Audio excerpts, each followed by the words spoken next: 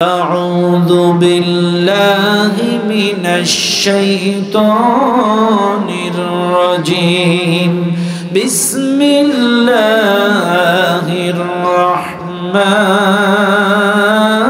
الرحيم وقاتلوا في سبيل الله الذين يقاتلونكم ولا تعتدوا إن الله لا يحب المعتدين صدق الله العظيم সূরাটির নাম সূরাতুল বাকারা। এই সূরাটা নাযিল হয়েছে মদিনায়।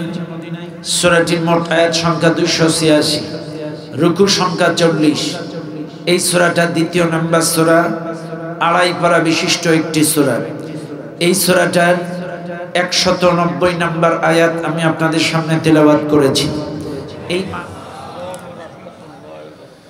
সর্বপ্রথম শুকরিয়া আদায় করি সেই আল্লাহ সুবহানাহু ওয়া তাআলা দরবারে, যেই আল্লাহ তাআলা আপনাকে আমাকে অত্যন্ত দয়া করে মায়া করে এই কুরআনুল কারীমের মাহফিলে জান্নাতি বাগানে আসার এবং বসার তৌফিক দিয়েছেন, যিনি সে মহান মালিকের দরবারে প্রাণ খুলে সমস্বরে সমবেত আওয়াজে সমবেত চেষ্টায় জীবনের শ্রেষ্ঠ শুকরিয়ার ঝান্ডাটা আল্লাহ তাআলার আরশ আজিমে পৌঁছায় দেয়। চিৎকার মেরে বলুন আলহামদুলিল্লাহ।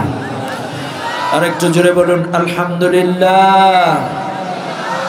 দুরূদ ও সালাম পাঠ করি সে মহান মানবতার মুক্তির দূতের জন্য, যিনি আমার আপনার সকলের কিয়ামতের কঠিন মুসিবতের সময়ের একান্ত সুপারিশকারী, প্রিয় নবী নবী মুহাম্মদুর রাসূলুল্লাহ। সবাই বলুন সাল্লাল্লাহু আলাইহি ওয়াসাল্লাম। মাগফিরাত কামনা করি সেই সকল ভাইদের জন্য যারা দ্বীনের জন্য, ইসলামের জন্য প্রাণ দিয়ে শহীদ হয়েছেন। আল্লাহ তাআলা তাদের সকলকে জান্নাতুল ফিরদাউসের সর্বোচ্চ মর্যাদা দান করুন। বলেন আল্লাহুম্মা আমিন। আর জোরে বলেন আল্লাহুম্মা আমিন। সম্মানিত ভাইরা, আজ এই মাহফিলে যারা এসেছেন, মাহফিল কমিটি কি আপনাদের খাবার দিয়েছে?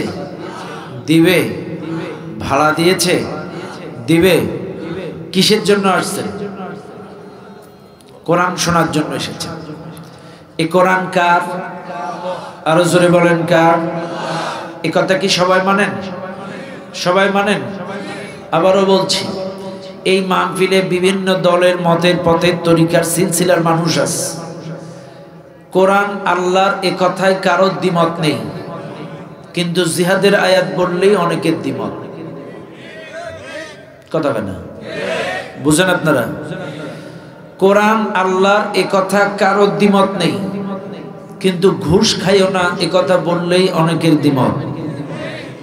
কোরআন আল্লাহর এ কথায় কারো দ্বিমত নেই, কিন্তু ইকামতে দ্বীনের কথা বললেই, জমিন যার আইন চলবে তার এ কথা বললেই অনেকের দ্বিমত। আমার তরিকার, আমার সিলসিলার, আমার মতের, আমার পথের, আমার কায়দায় হয়নি। হুজুর একটা আসছিল, কি ওয়াজ হইছে? কেন ওনার তরিকার আয়াতগুলো আমি পড়ি নাই, ওনার সিলসিলার আয়াতগুলো আমি পড়ি নাই, ওনার তরিকার আয়াতগুলো আমি পড়ি নাই। আচ্ছা আপনারাই বলেন, এই কোরআনের 6666টি আয়াতের কম আর বেশি যতগুলা আয়াত আল্লাহ নাজিল করেছে, এটা কি আমার আপনার জন্য না গরু ছাগলের জন্য? কার জন্য? আমাদের জন্য। আচ্ছা তাই যদি হয়, আপনি নামাজের আয়াত শুনলে রাগ করেন না, দিন কায়েমের আয়াত শুনলে রাগ করেন কেন? নামাজের আয়াত শুনলে রাগ করেন না, কিতালের আয়াত শুনলে রাগ করেন কেন? আপনার ইমানের দুর্বলতা, আপনার ইমানের। এই কোরআনের 6666টি আয়াতের কম আর বেশি যতগুলো আয়াত আল্লাহ নাজিল করেছে, প্রত্যেকটা আয়াত আপনার পক্ষে যাক আর বিপক্ষে যাক, প্রত্যেকটা আয়াতের প্রতি সমপরিমাণ বিশ্বাস, আন্তরিকতা, ইমান যদি আপনার না থাকে, আপনি ইমানদার হতে। কারণ আল্লাহ বলে দিয়েছে, আল-ইয়াউমা আকমালতু লাকুম দীনাকুম ওয়া আতমামতু আলাইকুম নি'মাতি ওয়া রাদিতু লাকুমুল ইসলাম দীনা। আমি তোমাদের জন্য দ্বীনটাকে পরিপূর্ণ করে দিলাম, তোমাদের জন্য দ্বীনটাকে পরিপূর্ণ করে দিলাম, কোনো ঘাটতি নেই। চাই পূর্ণাঙ্গ দ্বীন, তাইলে আপনি কেন শুধু জিকির নিয়ে পড়ে থাকেন? কেন শুধু নামাজ নিয়ে পড়ে থাকেন? কেন শুধু পীর মুরিদি নিয়ে পড়ে থাকেন? কেন শুধু আত্মশুদ্ধি নিয়ে পড়ে থাকেন? কেন পূর্ণাঙ্গ দ্বীনের ব্যাপারে আপনার কোনো ভূমিকা নাই? কেন পূর্ণাঙ্গ দ্বীন প্রতিষ্ঠার ব্যাপারে কোনো তামান্না, জজবা, মন মানসিকতা আপনার নাই? রাগ করবেন না, আবারও বলছি, আমার দেশের মানুষের ধারণা যা করো করো করো করো করো করো করো, অন্তত নামাজটা পড়ো। কথা কেন ভুল বুঝবেন না কিন্তু। আল্লাহু আ'লাম, নামাজ সর্বোত্তম ইবাদত, আল্লাহর ফরজ হুকুম। যে যত ভালো কাজ করুক, নামাজ বাদ দিয়ে করলে সেটা কামে আসবে। যাকাত দেবেন, নামাজ পড়েন না, কামে আসবে। রোজা রাখবেন, নামাজ পড়েন না, লাভ হবে। ইসলামী আন্দোলন করেন, নামাজ পড়েন না, লাভ হবে। তাইলে দান করেন, সদকা করেন, নামাজ পড়েন না, লাভ হবে। নামাজ সহ সকল কাজ, তাইলে নামাজটা সর্বোত্তম ইবাদত, এটা আমি মানি, মানবো, সবাইকে বলছি। কিন্তু যা করো করো করো করো করো করো, অন্তত নামাজটা পড়ো। এর মানে কি? তুমি রডের বদলে বাঁশ দাও, তুমি ঘুষ খাও, তুমি দুর্নীতি করো, তুমি মার্ডার করো, তুমি জেনা করো, তুমি পরকিয়া করো, অন্তত নামাজটা পড়ো। কে শিখেছে এইসব ভুয়া কথাবার্তা? ওয়ালতাকুম মিনকুম উম্মাতুন ইয়াদউনা ইলাল খায়র ওয়া ইয়া'মুরুনা বিল মা'রুফ ওয়া ইয়ানহাউনা আনিল মুনকার কুনতুম খায়রা উম্মাতিন উখরিজাত লিন-নাস তা'মুরুনা বিল মা'রুফ ওয়া তানহাউনা আনিল মুনকার ইন্নাল্লাহা ইয়া'মুরু বিল 'আদল। বারবার আল্লাহ ম্যাক্সিমাম জায়গায়, যতগুলো জায়গায় বলেছে আদেশ দাও, সেখানেই নিষেধ করেছে। সৎ কাজের আদেশ দাও, অসৎ কাজের নিষেধ। সৎ কাজের আদেশ দাও, অসৎ কাজের নিষেধ। সৎ কাজের আদেশ দাও, অসৎ কাজের নিষেধ। তাহলে যা করো করো করো, নামাজ পড়ো মানে কি? সব বাদ দাও, নামাজ পড়ো। কথা না, কথা বলেন, বুঝবেন। কিন্তু আমাদের ভুল দেখেন, সূত্রের মধ্যে ভুল, বলার মধ্যে ভুল, দাওয়াতের মধ্যে ভুল। রাগ করবেন না আমার, আমি আল্লাহু আ'লাম, আমি কাউকে কটাক্ষ ক্রিটিসাইজ করার জন্য একটি কথাও বলি না। আমার আল্লাহ সাক্ষী, আল্লাহ যেভাবে নাজিল করেছে, আমার রাসূল যেভাবে প্র্যাকটিক্যালি দেখিয়েছেন, আমি কোরআন সুন্নাহর ভিত্তিতে গবেষণার আলোকে আমি সেই কায়দায় মানুষকে অন্ধকার থেকে আলোর পথে ডাকার চেষ্টা করি কোরআন দিয়ে। আল্লাহু আ'লাম, কোন দলের দালালি করার জন্য আমি আসি নাই। আমি আমার আল্লাহর জান্নাতের দালালি করি। এই দুনিয়ার মানুষদেরকে জান্নাতে নেওয়ার জন্য কথা বলি। কথা বলেন ঠিক না বেটি? দালাল শব্দটা কিন্তু খারাপ না, দালালুন শব্দটা আরবি শব্দ, কিন্তু আমার দেশের মানুষ এগুলো শব্দটা খারাপ করে ফেলেছে। কথা কারণ ঠিক না বেটি? এই শব্দগুলো আমার দেশের মানুষগুলো নষ্ট করে ফেলেছে। চাইলে মনে রাখবেন, এই মাহফিলে যারা এসেছেন, এই মাহফিলে যত মানুষ আছেন, আমি আবারও বলছি, মনোযোগ সহকারে আমার কথাগুলো শুনবেন। আল্লাহু আ'লাম, অনর্থক, অযৌক্তিক, অযথা কোনো কথা আমি বলি না, কোনো কথা বলি না। খেয়াল করবেন, আল্লাহ পাক বলছেন, ওয়াকাতিলু ফি সাবিলিল্লাহ, তোমরা আল্লাহর রাস্তায় লড়াই করো। কে বলছেন? সবাই বলেন আরো জোরে। এখন আপনারা বলেন, আল্লাহর রাস্তা কোনটা? চিনেননি? চিনেন? আল্লাহর রাস্তা চিনেন আপনারা? আসেন এবার আপনাদের একটু দেখায় দেই। আল্লাহ বলছেন, ওয়াকাতিলু ফি সাবিলিল্লাহ, তোমরা আল্লাহর রাস্তায় লড়াই করো। এখন আপনি নাল চিনে লড়বেন? আপনাকে বুঝে শুনে লড়া লাগবে না? এই মাহফিলে যারা আছেন একই কথা বুঝাচ্ছি। আল্লাহ বলছেন নামাজ বেহেশতের চাবি। এখন আপনারা নামাজটা কি বুঝে পড়বেন না না বুঝে পড়বেন? আরো জোরে। বুঝে? আমার কথা রাগ করেন না। এদেশের অনেক মানুষ আছে 40 বছর নামাজ পড়ে, এখনো পর্যন্ত ওযু সহি শুদ্ধ হয় নাই। ঠান্ডার সময় ওযু করে মিনি ওযু, গরমের সময় ওযু করে মিনি গোসল। ঠান্ডার সময় দেখবেন এই এই এর উপরে আর ওঠে না, সোয়েটার আছে, গেঞ্জি আছে, মাফলা আছে, জ্যাকেট আছে, এর উপরে আর ওঠে না। আর দেখবেন মাথা মাসে টুপিও খোলে না। এটা হলো শীতের ওযু, মিনি ওযু। এইবার আসেন গোসলের সময়, গরমের সময়। গরমের সময় যখন ওযু করে, এদিক থেকে বগল পর্যন্ত, এদিক থেকে হাঁটু পর্যন্ত। আর যখন মাথা মাসে করে, ট্যাপের নিচে মাথা ঢুকায় যায়। মিনি গোসল, মিনি গোসল। চাইলে আপনি বলেন 40 বছর ধরে যদি আপনি এই নামাজ পড়েন, আপনার নামাজ কি আপনাকে জান্নাতে নিতে পারবে? আর জোরে কান পারবে ভাইরে? এই জন্য আমাদের মাঝে মাঝে উচিত প্র্যাকটিক্যাল কিছু শিক্ষা দেওয়া। প্র্যাকটিক্যাল নামাজ, আল্লাহর নবী যখন মিরাজ থেকে আসলেন 5 ওয়াক্ত নামাজ নিয়ে, কয় ওয়াক্ত কবাই বলেন? 5 ওয়াক্ত নামাজ নিয়ে যখন আল্লাহ তাআলা নবী আসলেন, এখন নবীজি কাবার চত্বরে বসে আছেন। এখন জিবরাইল আলাইহিস সালাম এসে বলছে, হুজুর নামাজ পাইলেন কয় ওয়াক্ত? কয় 5 ওয়াক্ত। আচ্ছা এই নামাজ খাইতে হয় না মাখতে হয়, এটা কেমনে পড়তে হয় আপনি কি বুঝেন? নবী তো জানে না, খালি 5 ওয়াক্ত নিয়ে আসছে কিন্তু প্র্যাকটিক্যাল আনে নাই। রাসূল জিবরাইল আলাইহিস সালাম বলছে, হুজুর আপনি নামাজ নিয়ে আসছেন আল্লাহর কাছ থেকে, কিন্তু পড়তে হয় কেমনে, কেমনে পড়বেন, কোন কোন টাইমে পড়বেন, কি করে পড়বেন, সিজদা দিবেন কেমনে, রুকু করবেন কেমনে, এটা কি আল্লাহ শিখাইছে? হ্যাঁ শিখাইনি। তাহলে বলছে তাহলে আসেন আমি আপনাকে প্র্যাকটিক্যাল নামাজ শিক্ষা দেই। আমার নবীকে আল্লাহ তাআলার ফেরেশতা জিবরাইল আলাইহিস সালাম কাবার চত্বরে প্র্যাকটিক্যালি হাতে কলমে তাকে নামাজ শিক্ষা দিলেন, হাতে কলমে নামাজ শিক্ষা দিলেন।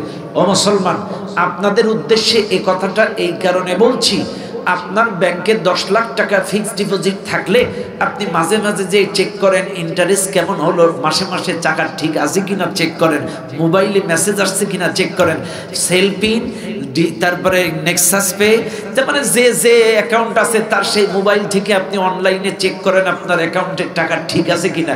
আরে ভাই, আপনি যদি একটা জমি কিনতে যান রাস্তার ধারে, এই জমি কেনার আগে 10 লাখ টাকা কাঠা, জমিটা কেনার আগে এর দাগ, এর হলো কি বলে খতিয়ান নাম্বার, এর হলো পর্সা নাম্বার, এর হলো জমির কয়জনা মালিক, কয়জনা শরিক, নারী নক্ষত্র গোষ্ঠী শুদ্ধা উদ্ধার করে তারপরে একটা জমি কেনেন।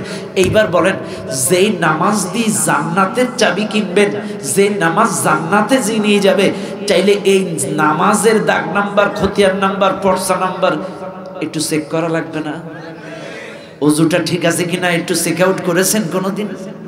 কোন হুজুরের কাছে যে একটু চেক আউট দিয়েছেন যে হুজুর দেখেন তো আমার ওযুটা ঠিক আছে কিনা? কোন হুজুরের কাছে যে বলছেন হুজুর দেখেন তো আমার তাশাহুদটা ঠিক আছে কিনা? কোনদিন চেক আউট করছেন? আপনার অ্যাকাউন্টের টাকা আপনি সেলফিনে যেয়ে চেক করছেন। আপনি একটা জমি কিনতে, সামান্য 60 বছরের দুনিয়ায় একটা জমি কিনতে যদি এতবার চেক করেন, দাগ নাম্বার, খতিয়ান নাম্বার, পর্সা নাম্বার, এত কিছু চেক করেন, চাইলে যেই নামাজ দিয়ে জান্নাতে যাবেন, অনন্তকালের জান্নাত, এই নামাজের দাগ নাম্বার, খতিয়ান নাম্বার, পর্সা নাম্বার, ওযু, গোসল, তাহাত ও ভেতরের ফরজ, নামাজের ভেতরের ফরজ, বাইরের ফরজ, এগুলো কি একটু চেক আউট দেওয়া লাগবে না লাগবে না? দিবেন আপনারা? আল্লাহর কসম 40 বছর নামাজ পড়বেন, কিন্তু নামাজ যদি রাসূলুল্লাহর তরিকা মোতাবেক না হয়, ওই নামাজ আপনাকে জাহান্নামে নিয়ে যাবে। এই জন্য আপনাদের হাতে ধরে বলে যাচ্ছি, লজ্জার কোনো কারণ নাই। কিয়ামতের দিন আমলনামা আপনার হাতে দিবে, ইকরা কিতাবাক, পড়ো তোমার আমলনামা, কাফা বিনাফসিকাল ইয়াউমা আলাইকা হাসিবা, তোমার আমলনামা পড়ার জন্য তুমি যথেষ্ট। আমলনামা যখন হাতে দিয়ে দিবে, আপনি আমলনামায় দেখবেন আরে সব ফাঁকা। আরে আমি এত নামাজ পড়লাম, তাহাজ্জুদ পড়লাম 72 রাকাত করে শামীম ওসমানের মতো, কথা 72 রাকাত তাহাজ্জুদ পড়লাম, এত ওয়াক্ত 5 ওয়াক্ত, এটা ওইটা, কোনো আমল নেই, সব ফাঁকা। কেন কেন ফাঁকা? কারণ আপনার নামাজের তরিকাটা ঠিক ছিল না, আপনার ওযুটা সহি হয়নি, আপনার ওযুর ফরজ ঠিক ছিল না, গোসলের ফরজ ঠিক ছিল না, আপনার আমলটা সহি শুদ্ধ ছিল না। কিয়ামতের দিন আমল ফাঁকা। ভাইরে, এই দুনিয়ায় কিন্তু একবার এসএসসি ফেল করলে আরেকবার ওই পরীক্ষা দেওয়ার সুযোগ আছে, কিন্তু কিয়ামতের দিন যদি একবার ফেল করেন, আপনাকে কিন্তু পুনরায় আবার দুনিয়ায় আল্লাহ পাঠাবে না। এই দুনিয়ায় এক ক্লাসে ফেল করলে আরেক ক্লাস থেকে আবার পরীক্ষা দেওয়ার সুযোগ আছে, কিন্তু একবার যদি সেখানে ফেল করেন, আপনাকে কিন্তু পুনরায় দুনিয়ায় আসার সুযোগ দেবে না। এই জন্য একটু চেক আউট দেন, লজ্জার কোনো ব্যাপার নাই। দাড়ি ফাঁকছে তো কি হয়েছে? কিয়ামতের দিন আপনার আমলের খাতা ফাঁকা যাক, এটা চান? তাহলে তাই যদি না চান, আপনার মুয়াজ্জিনের কাছে, ইমামের কাছে যে চেক আউট দেন, হুজুর আমার ওযু ঠিক আছে কিনা দেখেন, হুজুর আমার তাশাহুদ ঠিক আছে কিনা দেখেন। আপনি লজ্জা করার কোনো কারণ নেই। আজকেই আপনারা প্র্যাকটিক্যাল, আগামীকাল থেকে আপনাদের স্থানীয় ইমাম মুয়াজ্জিনের কাছ থেকে এগুলো চেক আউট করবেন। করবেন না ইনশাআল্লাহ? যদি কারোর কোনো ত্রুটি বিচ্যুতি থেকে থাকে ইমাম মুয়াজ্জিনের কাছ থেকে এটা প্র্যাকটিক্যাল শিখে নেবেন ইনশাআল্লাহ। আরো জোরে বলেন, শিখবেন না ইনশাআল্লাহ? অবশ্যই আপনারা প্র্যাকটিক্যাল এগুলো শিখে নেবেন মুসলমান বাবাজিরা আমার। এই জন্য মনে রাখবেন, আপনার নামাজ কিন্তু আপনাকে জাহান্নামে নিয়ে যেতে পারে। আসুন, আমি যে কথা আপনাদেরকে বলছিলাম, তাইলে আল্লাহর রাস্তা কোনটা এইটা আগে আমাদের চেনা লাগবে। কথা কোন ঠিক না বেটি? চেনা লাগবে না? আসেন আমি একটু আপনাকে চিনাই দিই। আল্লাহ বলছেন ওয়াকাতিলু ফি সাবিলিল্লাহ, তোমরা আল্লাহর রাস্তায় লড়াই করো। খেয়াল করবেন, চাইলে আল্লাহর রাস্তাটা কি আগে জানি শুনেই তো লড়াই করা লাগবে। এখন আসেন আল্লাহর রাস্তা কি একটু দেখায় দেই। আল্লাহ পাক আদম আলাইহিস সালামকে বললেন, আদম তুমি জান্নাতে থাকো, খাও দাও, ঘোরো ফেরো, কিন্তু খবরদার ওই গাছে গাছে যাবা না। ওটা কে বললেন? কে বললেন? কিন্তু আদম আলাইহিস সালাম ভুলক্রমে ওই গাছের কাছে গেলেন। যখনই গেছে আল্লাহ পাক বলছেন, আদম ওই যে আল্লাহ বলছেন কুলনা বিতু মিনহা জামিআ, আদম জান্নাত থেকে নেমে যাও। আমি তোমাকে নিষেধ করছিলাম ওই জায়গায় যাইও না, কিন্তু তুমি গেছো, তুমিও নামো, বিবিটাকেও সাথে নিয়ে নামো। আদম আলাইহিস সালামকেও নামায় দিলেন, বিবি হাওয়াকেও নামায় দিলেন। জান্নাত থেকে কি কেউ নামতে চাই? জবাই বলেন, জান্নাত থেকে কেউ নামতে চাই? জান্নাত কি গেছেন কোনদিন? ইন্না আসহাবাল জান্নাতিল ইয়াওমা ফি শুগুনিন ফাকিহুন, জান্নাতে যারা একবার যাবে আনন্দে মশগুল থাকবে। যা চাইবেন তাই হবে। কি চান আপনি? আজকে তো দুনিয়ায় যুবকদের একটাই চাওয়া, গার্লফ্রেন্ড। কথা না, তোমাদের সে ব্যবস্থাও আছে, 70টা করে দেবে, 70টা হুর। কয়টা? দুনিয়ায় তো একটার জায়গায় দুটো, দুটোর জায়গায় তিনটে খুশি। আরো তো এরা মেকআপ সুন্দরী, কিন্তু আমার আল্লাহ তোমার জন্য 70টা হুরের ব্যবস্থা করে রেখেছে, 70টা। তাও এই 70টা হুর যেন তেন সুন্দর না। আকাশের চন্দ্র, আকাশের সূর্য মানুষের ঘরের কোনায় কোনায় আলো দিতে পারে না, কিন্তু কোন একটা হুর যদি আকাশের ছিদ্র দিয়ে কনিষ্ঠ আঙ্গুল দুনিয়ায় বার করে দিত, গোটা পৃথিবী আলোয় আলোকিত হয়ে যেত। এত সুন্দর হবে এই হুর, 70টা করে হুর। এটা কি আপনারা চান? চান? লজ্জায় বলছে না এরা। চান আপনারা? শর্ত একটা। কি শর্ত? উল্লিল মুমিনিনা ইয়াগুদ্দু মিন আবসারিহিম ওয়া ইয়াহফাজু ফুরুজাহুম। চোখের হেফাজত করতে হবে, চক্ষু নিম্নগামী করতে হবে, লজ্জা স্থানের হেফাজত করতে হবে। হুর যারা চাও শুনে নাও, এই চোখ দিয়ে বান্ধবীর দিকে তাকানো যাবে না, এই চোখ দিয়ে ভাবির দিকে কোন নজরে দেখা যাবে না। ভাবির দিকে, যেটা তোমার জন্য হারাম, ভাবির দিকে তাকানোই জায়েজ নাই। এই চোখ দিয়ে পরনারী, যেটা তোমার জন্য হারাম, এদিকে তাকানো। এই চোখ দিয়ে অশ্লীল পর্নোগ্রাফি, রিল ভিডিও, টিকটক দেখা যাবে। এই চোখ দিয়ে খারাপ কিছু দেখা যাবে। এই নজরের হেফাজত যদি করতে পারো, আল্লাহ লজ্জাস্থান যদি সংরক্ষণ করতে পারো, আল্লাহ পাক বলছেন তোমার জন্যই 70টা হুর। শুধু তাই না, রাসূলের হাদিস বলেন, যারা নজরের হেফাজত করবে এদের মৃত্যুর সময় অটোমেটিকলি কালেমা শাহাদাত নসিব হয়ে যাবে। এটা জোরে করেন না সুবহানাল্লাহ। শুনে নেন দুনিয়ার মানুষ, জান্নাতে যারা একবার যাবে, জান্নাত থেকে কেউ বের হতে চাইবে না। আল্লাহ জান্নাত কত নাজ নিয়ামত পূর্ণ জান্নাত, আরে কি সুন্দর জান্নাত। এই জান্নাত থেকে আদম আলাইহিস সালামকে নামায়া দিবেন। আদম আলাইহিস সালাম হাওয়া আলাইহিস সালামকে নামায়া দিলেন। আদম এবং হাওয়া জান্নাতের দরজার বাইরে এসে প্রচন্ড কান্নাকাটি, অনুতপ্ত, অনুশোচিত, আকুতি মিনতি, এত বেশি কান্নাকাটি করলেন। আমার মালিক ডাক দিয়ে বলে, রে আদম এত কান্নাকাটি করো কেন? কোন আল্লাহ ওখান থেকে আমি বাইরে থাকতে চাই না। আল্লাহ পাক বলে আদমরে চিরকাল চিরদিনের জন্য তোমাদেরকে জান্নাত থেকে নামিয়ে দেই নাই। শুনে নাও আদম, চিরকাল চিরদিনের জন্য জান্নাত থেকে আমি তোমাদেরকে বের করে দেই নাই। শুনে নাও আদম, এই জান্নাত থেকে যে তোমাকে নামায়া দিলাম, এই জান্নাতে যদি পুনরায় আবার ফিরে আসতে চাও, সত্য হলো একটা। কি সত্য? ফাইম্মা ইয়াতিয়ান্নাকুম মিন্নি হুদায়া, আমার পক্ষ থেকে একটি হেদায়াত যাবে, আমার পক্ষ থেকে একটি পথ যাবে, একটি মত যাবে, একটি গাইডলাইন যাবে, একটি রাস্তা যাবে, একটি মুক্তির সড়ক যাবে, একটি হেদায়েতের বুক যাবে। এই হেদায়াত, এই রাস্তা, এই পথ অনুযায়ী যদি চলতে পারো, আমি আল্লাহ কথা দিচ্ছি আদম, শুধু আদম হাওয়া না, তোমাদের মাধ্যমে এই পৃথিবীতে যতগুলি সন্তান আসবে সকলকে পুনরায় আমি আল্লাহ জান্নাতে ফিরাইয়া নেব। সত্য কয়টা? সবাই বলেন আরো জোরে। জোর হলো না? আপনারা কি জান্নাতে যেতে চান? তাইলে হাত তুলে দেখান। সবাই জান্নাতে যেতে চান? সবাই জান্নাতে যেতে চান? হাত নামান। তাইলে আপনারা কে আওয়ামী লীগ, কে বিএনপি, কে জাতীয় পার্টি, কে জামাত আমি জানি না। বিএনপির লোকেরাও জান্নাতে যেতে চায়, আওয়ামী লীগের লোকেরাও জান্নাতে যেতে চায়, জাতীয় পার্টির লোকেরাও জান্নাতে যেতে চায়, জামাত ইসলামের লোকেরাও জান্নাতে যেতে চায়। আর সবাই যদি জান্নাতে যেতে চান, সত্য একটা, ফাইম্মা ইয়াতিয়ান্নাকুম মিন্নি হুদায়া। এই কোরআন ব্যক্তি জীবনে, পারিবারিক জীবনে, সামাজিক জীবনে, রাজনৈতিক জীবনে, গোটা জিন্দেগিতে এই কোরআন অনুযায়ী চলতে হবে।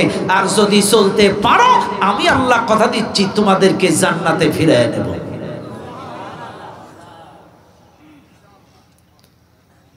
আমি কিন্তু স্পষ্ট দলিল দিয়ে বললাম, এইবার যদি কোরআন দিয়ে ব্যক্তি জীবন, পারিবারিক জীবন, সামাজিক জীবন, রাজনৈতিক জীবন না চালান, জান্নাত নেই।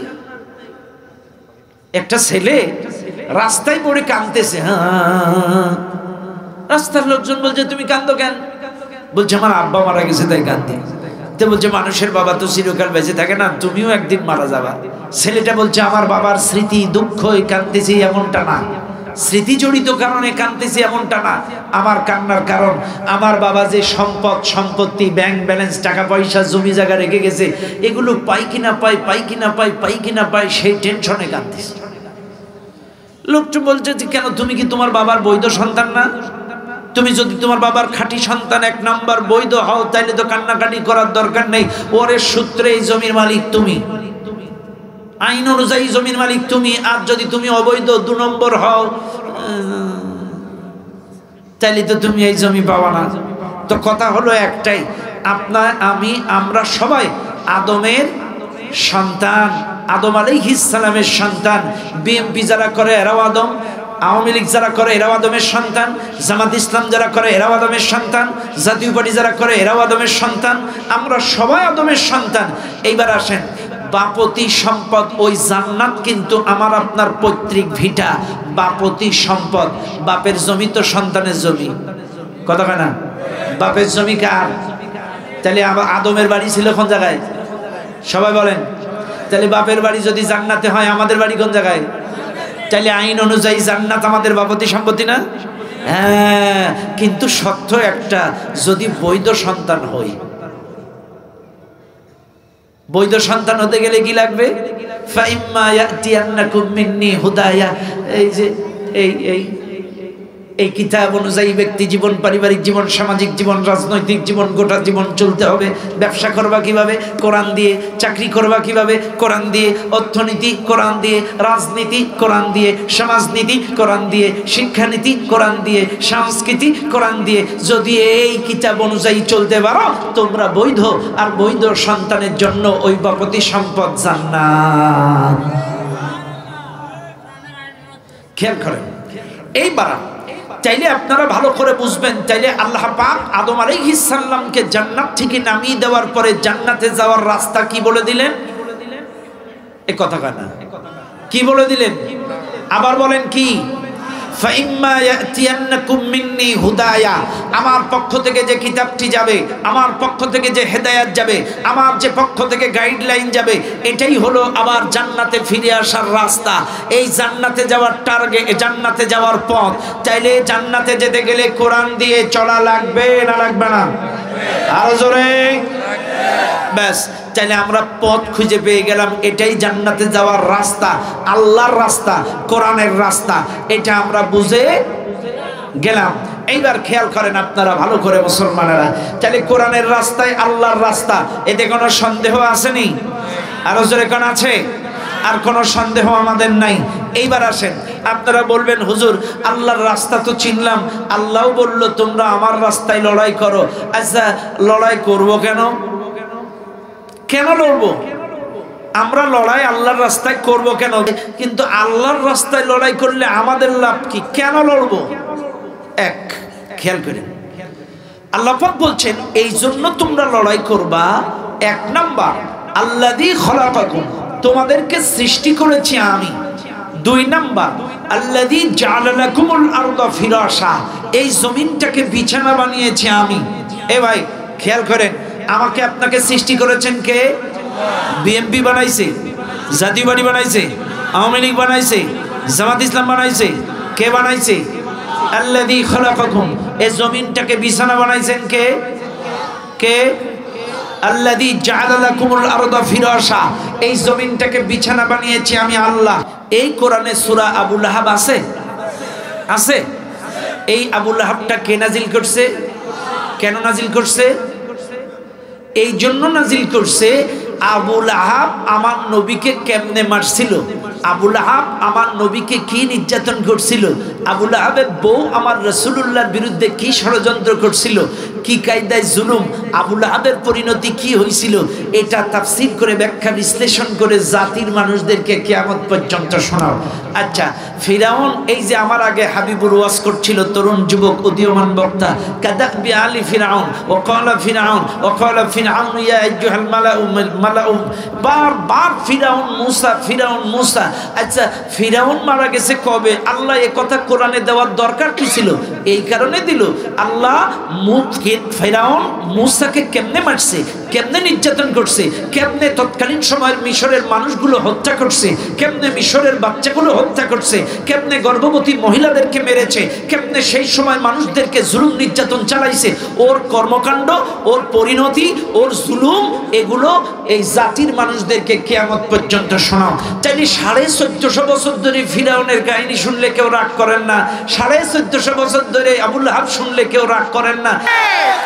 কাজে মনে রাখবেন, এই 1450 বছর যদি ফিরাউনের কাহিনী চলতে পারে, 1450 বছর যদি আবু লাহাব চলতে পারে, তাইলে এই জালেমরা 16 বছর কি করেছে কিয়ামত পর্যন্ত পরবর্তী প্রজন্ম এই জাতিকে শোনা রাখবে। কথা বলেন, রাগ করার কোনো সুযোগ নেই। আজ যদি রাগ করেন তাহলে বুঝবো জলে, এই জন্যে জলে, নাহলে তোমার জলে কেন?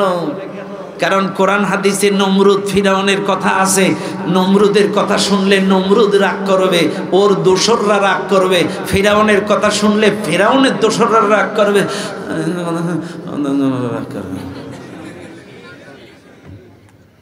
বাইরে আল্লাহু আ'লাম, দলদারিত্ব থাকতেই পারে, মানুষ চিরকাল চিরদিন ভুল পথে, ভুল মতে, ভুল রাস্তায় থাকে না। কোরআন বলছে ফামান তাবা মিন বা'দি যুলমিহি ওয়া আসলাহা ফাইন্নাল্লাহা ইয়াতুবু আলাইহি, কোন জালেম জুলুম করার পরে যদি ভুল বুঝতে পেরে তওবা করে অনুতপ্ত অনুসূচিত হয়ে যদি আল্লাহর দিকে, কোরআনের দিকে ফিরে আসে, আল্লাহ বলছেন আমি আল্লাহ তাদেরকে মাফ করে দেব। কাজে কেউ যদি ভুল করে থাকেন, কেউ যদি তাদের সাথে থেকেও ছিলেন, কেউ যদি ওদের সাথে উঠা বসা করেও ছিলেন, মানুষ তো চিরকাল ভুল পথে থাকে না। আপনারা তওবা করে ফিরে আসেন, আল্লাহ মাফ করে দেবেন, আল্লাহ মাফ করে দেবেন, আল্লাহ মাফ করে দেবেন। আর যদি ফিরে না আসেন, এখনো যদি তলে তলে তাদের সাথে ষড়যন্ত্রে লিপ্ত হন, কোরআন শোনেন, রাসূলের হাদিস শোনেন, মান তাশাব্বাহা বিকওমিন ফাহুয়া মিনহুম, যার সাথে যার মহব্বত তার সাথে তার কিয়ামত। এখনো যদি ওদের সাথে তলে তলে লিঙ্ক থাকে, এখনো এখনো যদি জুলুমের সাথে সম্পৃক্ত থাকেন, এখনো যদি ষড়যন্ত্রে লিপ্ত থাকেন, চাইলে ওই জালেমরা যতগুলো খুন এত বছর করেছে, যতগুলো টাকা লুট করেছে, যতগুলো এই অন্যায় অপরাধ এই দেশে করেছে, ওই অন্যায়ের সমপরিমাণ বোঝা ঘাড়ে নিয়ে ওই জালেমদের সাথেই তোমার কিয়ামত হবে। যার সাথে যার মহাব্বত তার সাথে তার কিয়ামত। কথা বুঝেন আপনারা? বুঝেন? আপনারা বলবেন হুজুর আপনি রাজনীতি করছেন। কোরআন শোনেন, ইয়াউমা নাদউ কুল্লা উনাসিম বিইমামিহিম। আল্লাহ বলছে স্মরণ করো ওই দিনের কথা, কিয়ামতের দিন, যেদিন আমি প্রত্যেকটা দলের নেতা সহ ডাকবো। ইমাম মানে কি? প্রত্যেকটা দলের নেতা সহ ডাকবো। একা একা ডাকবে না, সলিমদ্দি আহো, কলিমদ্দি আসো, একা একা না, প্রত্যেকটা দলের নেতা সহ ডাকবো। এখন আপনি যদি কোরআনওয়ালা নেতার সাথে থাকেন, কোরআনওয়ালা নেতার সাথে উঠবেন।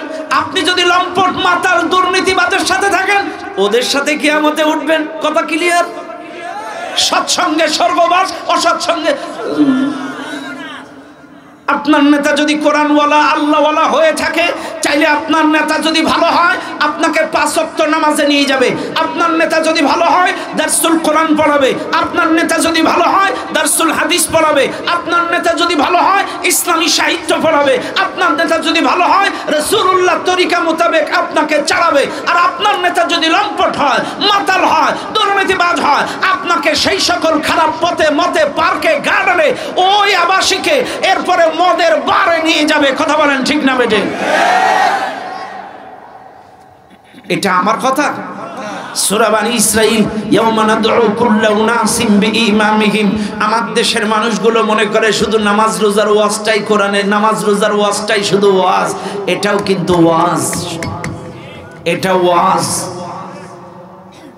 শুধু নামাজের ওয়াজটাই ওয়াজ না, সবগুলো আয়াত আপনাকে শোনা লাগবে। আপনি দুনিয়ায় কদিন থাকবেন আজ আছেন কাল নেই, কিন্তু যেদিন কিয়ামতে উঠবেন কার সাথে উঠবেন এটা শেখা লাগবে না? এটা জানা লাগবে না? এটাও জানা লাগবে কিয়ামতে আপনার কার সাথে উঠবেন। এদেশের কপাল পোড়া মুসলমান আকাম কুকাম অকারেন্স করার করে, আর মাঝে মাঝে মসজিদে কিছু টাকা দিই, ওরস শরীফে মাহফিলে কিছু দিই, গিয়ে এবার হুজুর আপনার মাদ্রাসায় এতগুলো দিয়েছি, ওই যাওয়ার সময় একটু পাঞ্জাবির কোনা ধরে নিয়ে যাইন।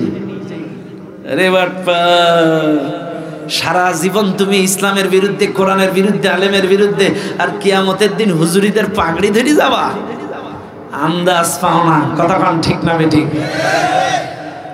আমার বাবাজিরা, আমার যে কথা বলছিলাম মুসলমান বাবাজিরা, আল্লাহ পাক বললেন এই জমিন সৃষ্টি করলাম আমি, তোমাকে সৃষ্টি করলাম আমি। ওয়াসসামা আবিনা, আসমানটাকে ছাদ বানালাম আমি। ফাখরাজা বিহি মিনাত থামারাতি রিজকাল লাকুম, এই জমিন থেকে ফসলের মাধ্যমে রিজিকের ব্যবস্থা করি আমি। ওয়াল্লাযী হুয়া ইউতঈমুনি ওয়া ইয়াসকিন ওয়া মা মিন দাব্বাতিন ফিল আরদি ইল্লা আলাল্লাহি রিজকুহা। আহারে, আল্লাহ পাক বলছেন তোমাদের রিজিক দেই আমি। ও দুনিয়ার মানুষ, চাইলে জমিন আল্লাহর, আসমান আল্লাহর, আপনাকে রিজিক দেন আল্লাহ। এত কিছুর পরে যদি আল্লাহর রাস্তায় লড়াই না করেন, কোরআনের রাস্তায় কোরআন প্রতিষ্ঠার জন্য যদি লড়াই না করেন, আপনার মতো বেঈমান এই জমিনে আর একটাও হতে পারে না। আরে সরকারি বেসরকারি চাকরি করেন, 10,000 15,000 টাকা বেতন। আসসালামু স্যার। জি স্যার, ঠিক আছে স্যার, কোনো সমস্যা নেই স্যার। আসসালামু স্যার। জি স্যার, জি স্যার, জি স্যার।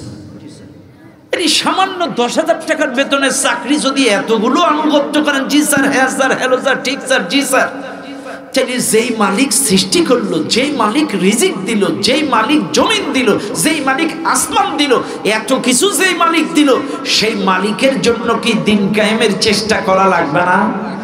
আরো জোরে কোন লাগবে না? লাগবে।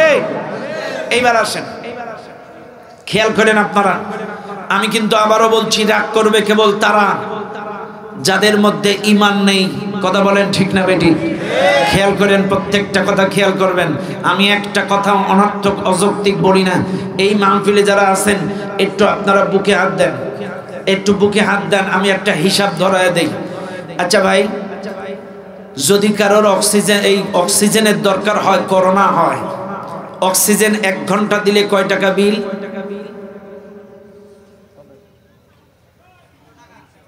কত? কারোর যদি অক্সিজেনের প্রয়োজন হয় হসপিটালে নিয়ে গেলে এই অক্সিজেন দিলে এ কি ফ্রি ফ্রি দেয়? কত টাকা করে নেয়? এটা হসপিটাল অনুযায়ী বিল। যদি লোকাল হসপিটাল হয় 200 টাকা, আর যদি ইউনাইটেড স্কয়ার হয় তাহলে তো হিসাব নেই কোনো, আমথাবড়ি হিসাব। এই সেদিন এক মাহফিলে বলছে হুজুর 600 টাকা করে নিয়েছিল আমাকে একটা হসপিটালে। তা আমি ধরলাম 600 টাকা দরকার নেই, ফেনীর লোক যদিও বড় লোক, তো আমি 200 টাকা করে ধরলাম। ঘন্টায় যদি 200 টাকা অক্সিজেনের বিল হয় তাহলে একদিনে বিল হয় 4800 টাকা। কত? একদিনের বিল কত? 4800। এইবার আপনার রোগ যদি উন্নতি না হয় তাহলে 1 মাস যদি অক্সিজেন দেওয়া লাগে তাহলে 30 দিনের অক্সিজেন হয় 1,44,000 টাকা। কত? আচ্ছা, আপনার রোগ যদি উন্নতি না হয় তাইলে আপনার যদি 1 বছর অক্সিজেন দেওয়া লাগে 12 মাস, তাইলে বিল হয় 17,28,000 টাকা। কত? এইবার খেয়াল করেন, 1 ঘন্টায় 200, একদিনে 4800, একদিনে 1 মাসে 1,44,000, আর 1 বছরে 17,28,000 টাকা। ও বাবাজি, আপনার বয়স কত? 70 বছরে আমার চাচা ক টাকার অক্সিজেন খাইছে আপনারা কোন? এ কথা কোন? 70 বছরে এই বাবাজি এক বছরে কত? 17 লক্ষ টাকার অক্সিজেন এক বছরে। তাইলে এই বাবাজি 70 বছরে কত টাকার অক্সিজেন খাইছে বলেন? তাহলে এই 70 লাখ টাকার অক্সিজেন, এই 70 বছরে এত টাকার অক্সিজেন খাওয়ার পরে এ কত হয়? একটা হিসাব বের করো। 17 কত? 119 কোটি। 119 কোটি। এই যে আমার স্মার্ট বয় উনি হিসাবটা বের করেছে। 119 কোটি 70 বছরে 119 কোটি টাকার অক্সিজেন খাইছে। ও বাবাজি, টাকাগুলো দেন। খালিয়া মারিয়া বাবাজি, খালিয়া মারিয়া তো মানে খালি। আল্লাহ আকবার। তাইলে 70 বছরে যদি 119 কোটি টাকার খায়, এখানে 60, 70, 50, 30, 40 আমরা সবাই তো অক্সিজেন খাইছি, কারোর কি বিল দেওয়া লাগছে? লাগছে। চাইলে এত কিছুর পরেও যদি কোরআন প্রতিষ্ঠার আন্দোলন না করেন, এই টাকাগুলো দিয়ে তারপরে অন্য দল করবেন। টাকাগুলো দিয়ে জমা দেন।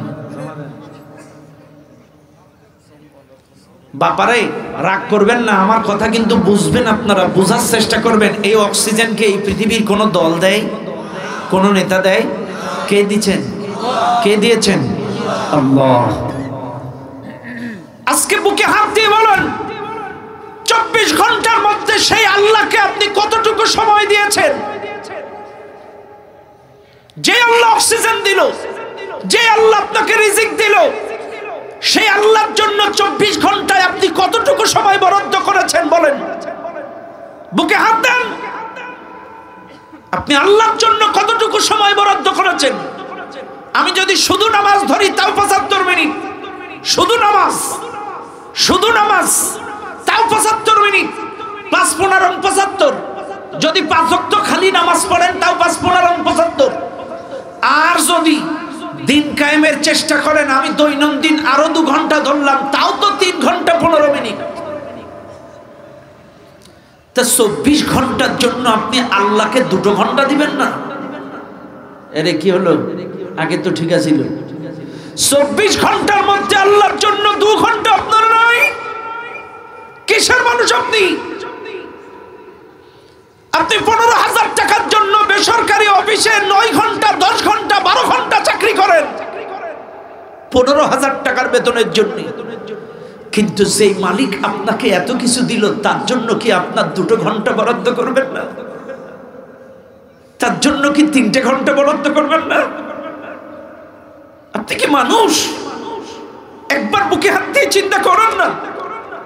এই মাহফিলে যত যুবক আছে তোমাদেরকে বলছি, ও যুবক, এই মাহফিলে একটা যুবক হাত উঁচু করে বলো যে আমার বাড়ি, আমার মা যে চুলায় রান্না করে, আমি এই চুলায় 5 মিনিট হাত ঢুকায় রাখতে পারবো, একটা বীর পুরুষ হাত তোলো। আছেন কেউ? একটা যুবক নাই 5 মিনিট চুলার মধ্যে হাত রাখতে পারবেন এমন একটা যুবক নাই? নাই তো। আচ্ছা 4 মিনিট, 3 মিনিট, 2 মিনিট, 1 মিনিট, তাও পারবেন না।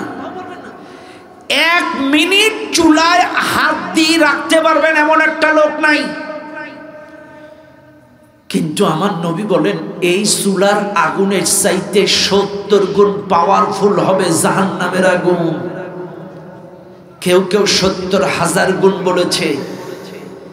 চাইলে চুলার আগুনে তুমি 1 মিনিট হাত রাখতে পারো না, 1 ওয়াক্ত নামাজ কাজা করলে 80 হুব্বা, কেউ কেউ বলেছে 2,88,000 বছর জাহান্নামের আগুনে জ্বলা লাগবে 1 ওয়াক্তের জন্য।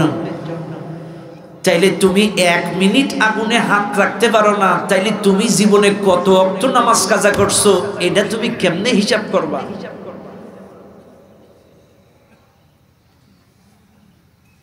কথা কন। 1 মিনিট আপনি চুলায় হাত রাখতে পারেন না, চাইলে 1 ওয়াক্ত নামাজ কাজার জন্য যদি 2,88,000 বছর জাহান্নামে থাকা লাগে, আপনি বুকে হাত দিয়ে বলেন আপনি জীবনে কত ওয়াক্ত নামাজ কাজা করেছেন?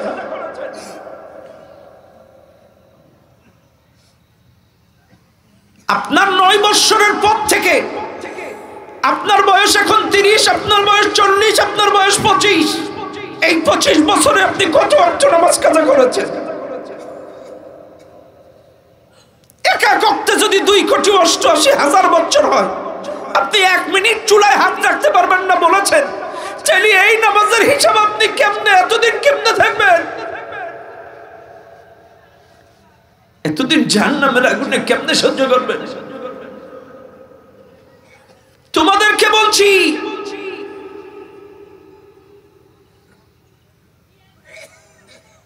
আরে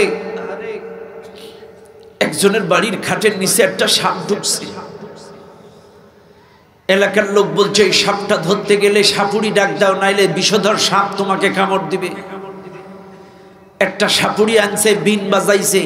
বিনটা হলো বিষধর সাপ। যারা এই বিনের সুর শুনলে ওই বিষধর সাপ সেন্সলেস মাতাল হয়ে যায়, তালে তালে তালে তালে কখন যে সাপুড়ির কাছে এই যে ধরা খায় ও নিজেও টের পায় না। বিষধর সাপের কাছে বিনের সুর কাজ করে, ঢোড়া সাপের কাছে করে না। এই জন্য সাপুড়িরা ঢোড়া সাপের কাছে বিন বাজায় না। ঢোড়া সাপ চেনেন তো? এখন সাপুড়ি এসে বাজাইছে, সাপটা তালে তালে এসে ধরা খাইছে, খপাত করে ধরে পকেটে ঢুকাইছে। ভাইরে, আমার দেশের মুয়াজ্জিন যখন 5 বার বিন বাজায়, হাইয়া আলাস সালাহ,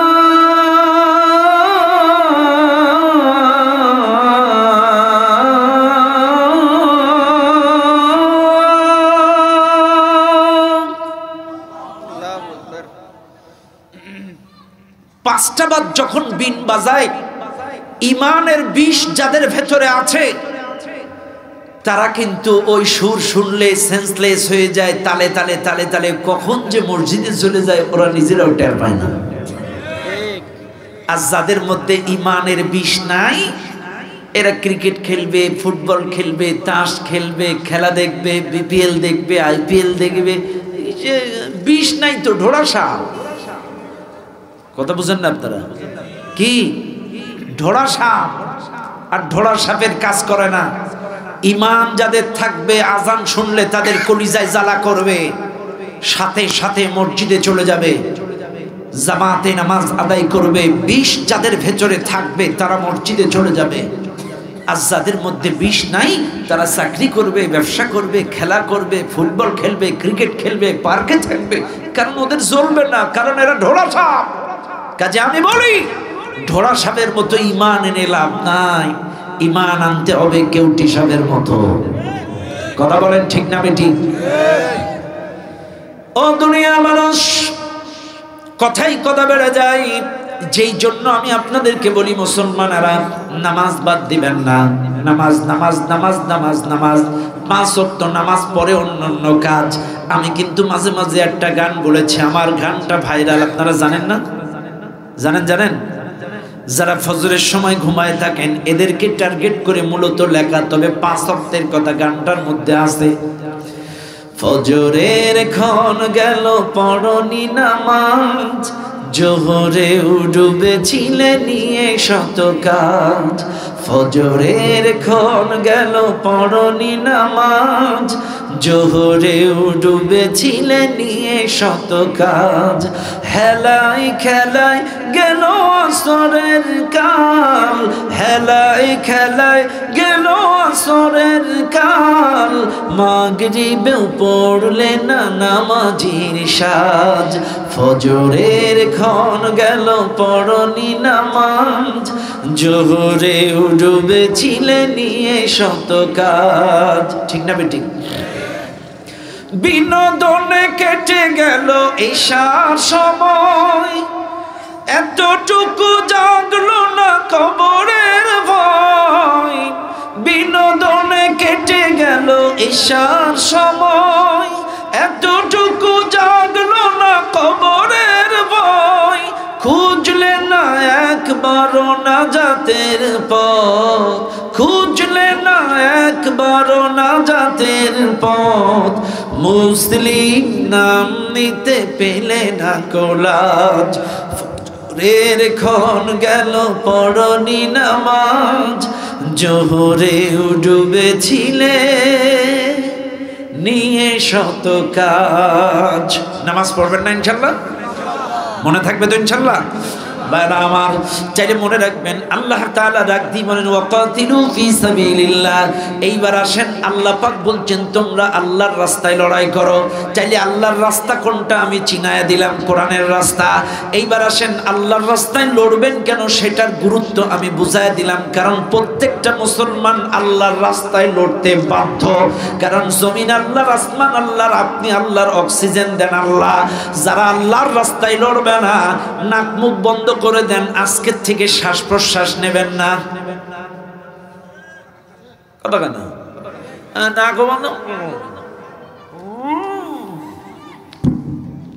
দিচ্ছে আল্লাহ, তুমি আল্লাহর দেওয়া অক্সিজেন নিবা। আর ভাই তোমার ভাই ক্যাপসুল ভাই ট্যাবলেট ভাই অক্সিজেন দিচ্ছে আল্লাহ, জমিন আল্লাহ, সব আল্লাহ। আর তুমি আরেকজনের গুণগান গাবা? আমার গুণগান গাও। তোমার জবান দিয়ে খালি একটাই স্লোগান হবে, আল্লাহু আকবার, আল্লাহু আকবার। কথাবান ঠিক না বেটি? খেয়াল করেন ভালো করে। এবার আসেন, আপনারা বলবেন হুজুর আল্লাহর রাস্তা বুঝলাম, আল্লাহর রাস্তায় লড়াই করতে হবে সেটাও বুঝলাম, কিন্তু আল্লাহর রাস্তায় লড়ে কোরআন প্রতিষ্ঠা করতে পারলে লাভ কি, আর না করতে পারলে লস কি? এ ভাই, এই মাহফিলে জেনারেটর আছে? আছে না? এই আপনারা বলেন, জেনারেটরের ট্যাঙ্কি কয়টা? হ্যাঁ, জেনারেটরের ট্যাঙ্কি দুইটা। কয়টা ট্যাঙ্কি? দুইটা। একটা তেল, একটা পানি। একটা তেল, একটা পানি। এবার খেয়াল করেন, এই জেনারেটর যে ইঞ্জিনিয়ার বা যেই কোম্পানি বানাইছে, এরা কিন্তু জেনারেটরের সাথে একটা নোটবুক, একটা গাইডলাইন দিয়ে দেয়। তেলের ট্যাঙ্কিতে তেল, পানির ট্যাঙ্কিতে পানি। পানি দিলে ইঞ্জিন ঠান্ডা থাকে, তেল দিলে ইঞ্জিন চলে, মাশাআল্লাহ, কোনো সমস্যা নেই। এখন আপনারা ফেনীর লোক, হাজারী সাহেবের এলাকার লোক, কিসের ইঞ্জিনিয়ারের স্টাইল? আমরা হাজারী সাহেবের এলাকার লোক, আমরা তেলের ট্যাঙ্কিতে পানি, পানির ট্যাঙ্কিতে তেল। চলবে না? কেন চলবে না? চলবে না কেন? ইঞ্জিন যে বানাইছে হেরা বলে দিছে পানির ট্যাঙ্কিতে পানি, তেলের ট্যাঙ্কিতে তেল। কিন্তু আপনারা যদি উল্টাপাল্টা করেন, তেলের ট্যাঙ্কিতে পানি, পানির ট্যাঙ্কিতে তেল, এই যে কখনো এই ইঞ্জিন চলবে? এবার আপনারা বলেন, এই 3.5 হাত ইঞ্জিন বানাইছে কে? আরো জোরে বলেন কে? তাহলে এই ইঞ্জিনটা ভালো চলবে কেমনে, ভালো থাকবে কেমনে, কে ভালো জানে? আরো জোরে বলেন। এই জন্যই আল্লাহ বলছেন হুদাল লিন্নাস হাদা বায়ানুল লিন্নাস ইনিল হুকমু ইল্লা লিল্লাহ। আমার হুকুম চলবে, এই কোরআন থেকে হেদায়েত নাও, এই কোরআন থেকেই উপদেশ নাও, এই কোরআন দিয়ে ব্যক্তি জীবন, পারিবারিক জীবন, সামাজিক জীবন, গোটা জীবনে চলো। আমার কোরআন দিয়ে এই রাষ্ট্র, এই সমাজ, দেশ পরিচালনা হবে। যদি হয় এই ইঞ্জিন ভালো থাকবে, এই সমাজ শান্তিতে থাকবে। আর যদি মায়ের চাইতে মাসির দরদ বেশি হয়, সেটা কি ভালো না খারাপ? আরো জোরে। মায়ের চাইতে মাসির দরদ, বুঝেন তো, এটা কি ভালো না খারাপ? খারাপ। মায়ের চাইতে মাসির দরদ একটু বুঝায় দেই, একটু বুঝবেন ভালো করে। মা খুব ভালো সবার কাছে। এখন ছেলে বা বাচ্চা মায়ের কাছে টাকা চাইছে, মা টাকা দাও আইসক্রিম খাবো, দিছে, খাইছে। জোহরের সময় আবার বলছে মা টাকা দাও আইসক্রিম খাবো, দিছে। এইবার আসরের পরে আবার বলছে মা টাকা দাও আইসক্রিম খাবো, দিছে। মাগরিবের পরে আবার বলছে মা টাকা দাও আইসক্রিম খাবো। এইবার মা বলছে কি, আর একবার বল, আইসক্রিম খাবো। কি? আইসক্রিম খাবো। কি? আইসক্রিম খাবো। এইবার মা বারান্দায় একটা মুড়ো ঝাঁটা ছিল, রাগের মাথায় এই ঝাঁটা দিয়ে পিটাইছে। এখন এই বাচ্চাটা উঠোনে বসে কাঁদতেছে। এখন ওর মাসি এসে বলতেছে বাবা তুমি কাঁদছো কেন? বলছে মার কাছে আইসক্রিম খাইতে টাকা চাইছিলাম, মা টাকা দেয়নি। বলছে ও এই কথা, আই 5 টাকা দিছে মাসি। কয় টাকা? জোরে বলেন। 5 টাকা দিছে আইসক্রিম খাইতে। এখন এই বাচ্চাটা বলছে মার চাইতে মাসি ভালো। কথা কেন? মায়ের চাইতে মাসি ভালো। আচ্ছা আপনারা বলেন তো বিবেক দি, আসলে কি ভালো? সকালে যেই মা 5 টাকা দিল, দুপুরে যেই মা 5 টাকা দিল, আসরে যেই মা 5 টাকা দিল, মাগরিবে কি সেই মা 5 টাকা দিতে পারতো না? এবার বলেন মাগরিবের পরে যদি কোনো বাচ্চা আইসক্রিম খায়, ওর সর্দি লাগবে না? অ্যালার্জি হবে না? হাঁপানি হবে না? ওর জ্বর আসবে না? চাইলে সকালে দিল, দুপুরে দিল, বিকালে দিল, সন্ধ্যায় দিল না কেন? এর মধ্যে কি কল্যাণ আছে না নাই? আরো জোরে কন, কল্যাণ আছে না নাই? চাইলে এর মধ্যেও কিন্তু কল্যাণ। কারণ সন্ধ্যার পরে যদি কোনো বাচ্চা আইসক্রিম খায়, নিঃসন্দেহে ওর ঠান্ডা লাগবে, জ্বর আসবে, কাশবে, সারা রাত ঘুমাবে না। ওর মাসি তো সাথে থাকবে না। বাচ্চার যদি কাশি লাগে, জ্বর হয়, কে থাকবে পাশে? কে থাকবে? কিন্তু বাচ্চাটারে নিয়ে 5 টাকা দিল, মাসি কি উপকার করলো না ক্ষতি করলো? তোর জ্বর আসবে, এটাই তো আমি চাই। তোর মা রাত জাগবে, ঘুমাইতে পারবে না। তোর কাশি লাগবে, তোর সর্দি হবে, তোর জ্বর হবে, তাতে আমার কি? তোর মা জাগবে। কাজী মায়ের চাইতে যদি মাসির দরদ বেশি হয়, এরকমই হয়। কাজী ইঞ্জিন বানালো আল্লাহ, জমিন দিল আল্লাহ, আসমান দিল আল্লাহ। কাজী এই জমিনে কোরআন দিয়ে চালাইলেই সেটা ভালো থাকবে।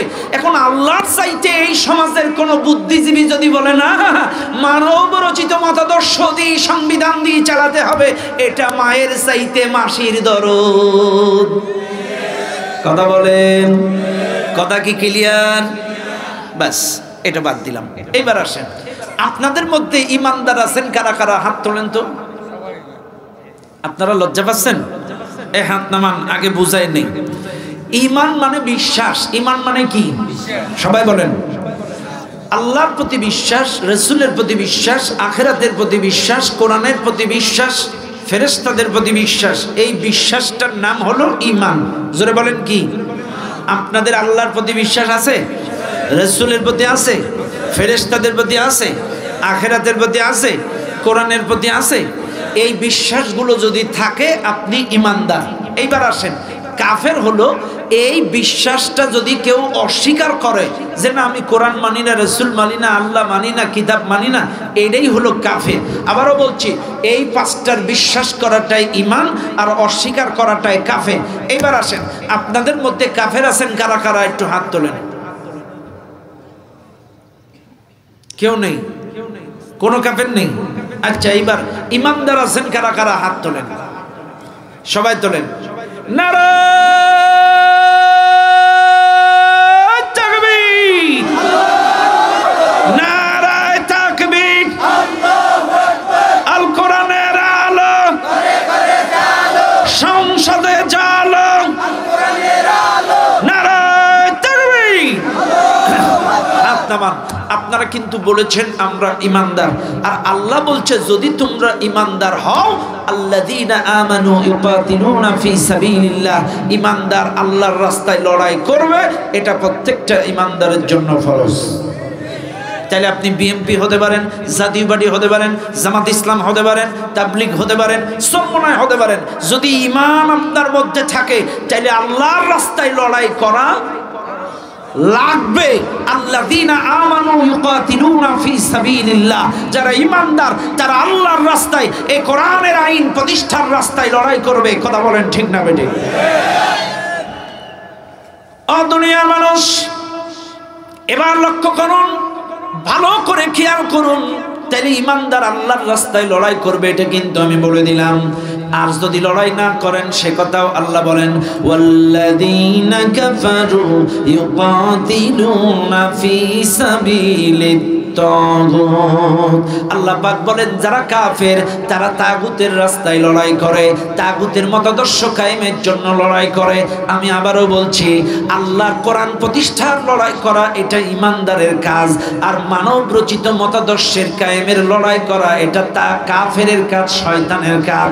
শুনে নেন দুনিয়ার মানুষ, যে ঈমানদার কখনো মানব রচিত মতাদর্শের পিছনে ঘুরবে না, ঈমানদার কখনো মানব রচিত আইনের পক্ষে থাকবে না। ঈমানদার সব সময় কার পক্ষে থাকবে? আরো জোরে কোন কার? এইবার আসেন, আল্লাহ পাক বলেন ওয়াকাতিলু ফি সাবিলিল্লাহ, তোমরা আল্লাহর রাস্তায় লড়াই করো। শুনে নেন আজকের এই মাহফিলের জনগণ, আল্লাহর রাস্তায় লড়াই করতে বললেন আল্লাহ। আল্লাহর রাস্তায় লড়াই করো তাদের বিরুদ্ধে, আল্লাযীনা ইউকাতিলুনাকুম, যারা তোমাদের বিরুদ্ধে লড়াই করে। এই মাহফিলে যারা আছেন একটু খেয়াল করবেন ভালো করে। আল্লাহ পাক বলছেন ওয়াকাতিলু ফি সাবিলিল্লাহিল্লাযীনা ইউকাতিলুনাকুম, তোমরা আল্লাহর রাস্তায় লড়াই করো তাদের বিরুদ্ধে যারা তোমাদের বিরুদ্ধে লড়াই করে। এইবার আপনারা বলবেন হুজুর এতক্ষণ তো আপনি বোঝালেন কোরআন প্রতিষ্ঠার কথা, আল্লাহর আইন কায়েমের কথা, আল্লাহর রাস্তায় লড়াইয়ের কথা, চাইলে এই রাস্তায় যারা বাধা দেবে তাদের বিরুদ্ধে আমাদেরকে লড়াই করা লাগবে। এইবার বলেন আল্লাহর রাস্তায় আমাদের দেশে কেউ কি বাধা দেয়? দেয়? এদেশেও দেয়? আল্লাহর রাস্তায় বাধা দেয় যারা, তাদের বিরুদ্ধে লড়াই করতে বললেন। এইবার আপনাদেরকে একটা একটা করে ধরায় দেয় আল্লাহর রাস্তায় বাধা দেয় কারা। এই মাহফিলের জনগণ একটু এইবার আপনারা একটু শুনে নেন, আল্লাহর রাস্তায় বাধা দেয় কারা এটা আমি বলছি, কিন্তু তার আগে বলে দেই আল্লাহর রাস্তায় যারা বাধা দেয় ওদের নামাজ, ওদের রোজা, ওদের হজ, ওদের যাকাত, ওদের সাদাকা, ওদের কোনো ইবাদত আল্লাহর দরবারে কবুল হবে না। দলিল কি? সূরাতুল মুহাম্মদ প্রথম নম্বর আয়াত, আল্লাযীনা কাফারু ওয়া সাদ্দু আন সাবিলিল্লাহি আদাল্লা আমালাহুম। কোরআন বলছে যারা অস্বীকার করে, আল্লাহর রাস্তায় বাধা দেয়, দিন কায়েমের পথে বাধা দেয়, আদাল্লা আমালাহুম, তাদের জীবনের সমস্ত আমল বরবাদ। আল্লাহ আরেক জায়গা বলেন সূরাতুল মুহাম্মাদের 34 নম্বর আয়াত, যারা আল্লাহর রাস্তায় কোরআনের রাস্তায় বাধা দিতে দিতে দিতে দিতে দিতে দিতে যদি মারা যায়, আল্লাহ বলেন আমি আল্লাহ তাদেরকে কখনোই মাফ করব না। ইন্নাল্লাযীনা কাফারু ওয়া সাদ্দু আন সাবিলিল্লাহ সুম্মা মাতু ওয়া হুম কুফফারুন ফালান ইয়াগফিরাল্লাহু লাহুম। আল্লাহর কোরআন বলে নিশ্চয়ই যারা অস্বীকার করেছে, আল্লাহর পথে বাধা দিয়েছে, সুম্মা মাতু ওয়া হুম কুফফারুন, ওই আল্লাহর পথে বিরোধিতা করতে করতে, নাফরমানি করতে করতে, ওই নাফরমান অবস্থায় যদি মারা যায়, ফালান ইয়াগফিরাল্লাহু লাহুম, আমি আল্লাহ কখনোই তাদেরকে ক্ষমা করব না। লিখে নেন, লিখে নেন, সূরা মুহাম্মদ 34 নম্বর আয়াত। আল্লাহর পথে, কোরআনের পথে, দিন বিজয়ের পথে কেউ যদি বাধা দিতে দিতে মারা যায়, চাইলে আল্লাহ বলছেন আমি কখনোই তাকে ক্ষমা করব না। তাইলে আমি দলিল দিয়ে দিলাম।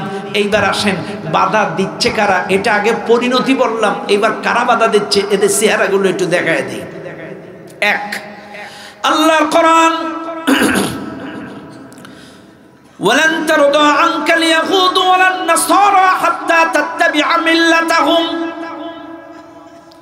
এক নাম্বার, আল্লাহর পথে, কোরআনের পথে, হকের পথে, সত্যের পথে বাধা দেয় তারা ইহুদি যারা, খ্রিস্টান যারা, হিন্দু যারা, বৌদ্ধ যারা, বেজাতি যারা, এরাই আল্লাহর দ্বীন প্রতিষ্ঠার পথে বাধা দেয়।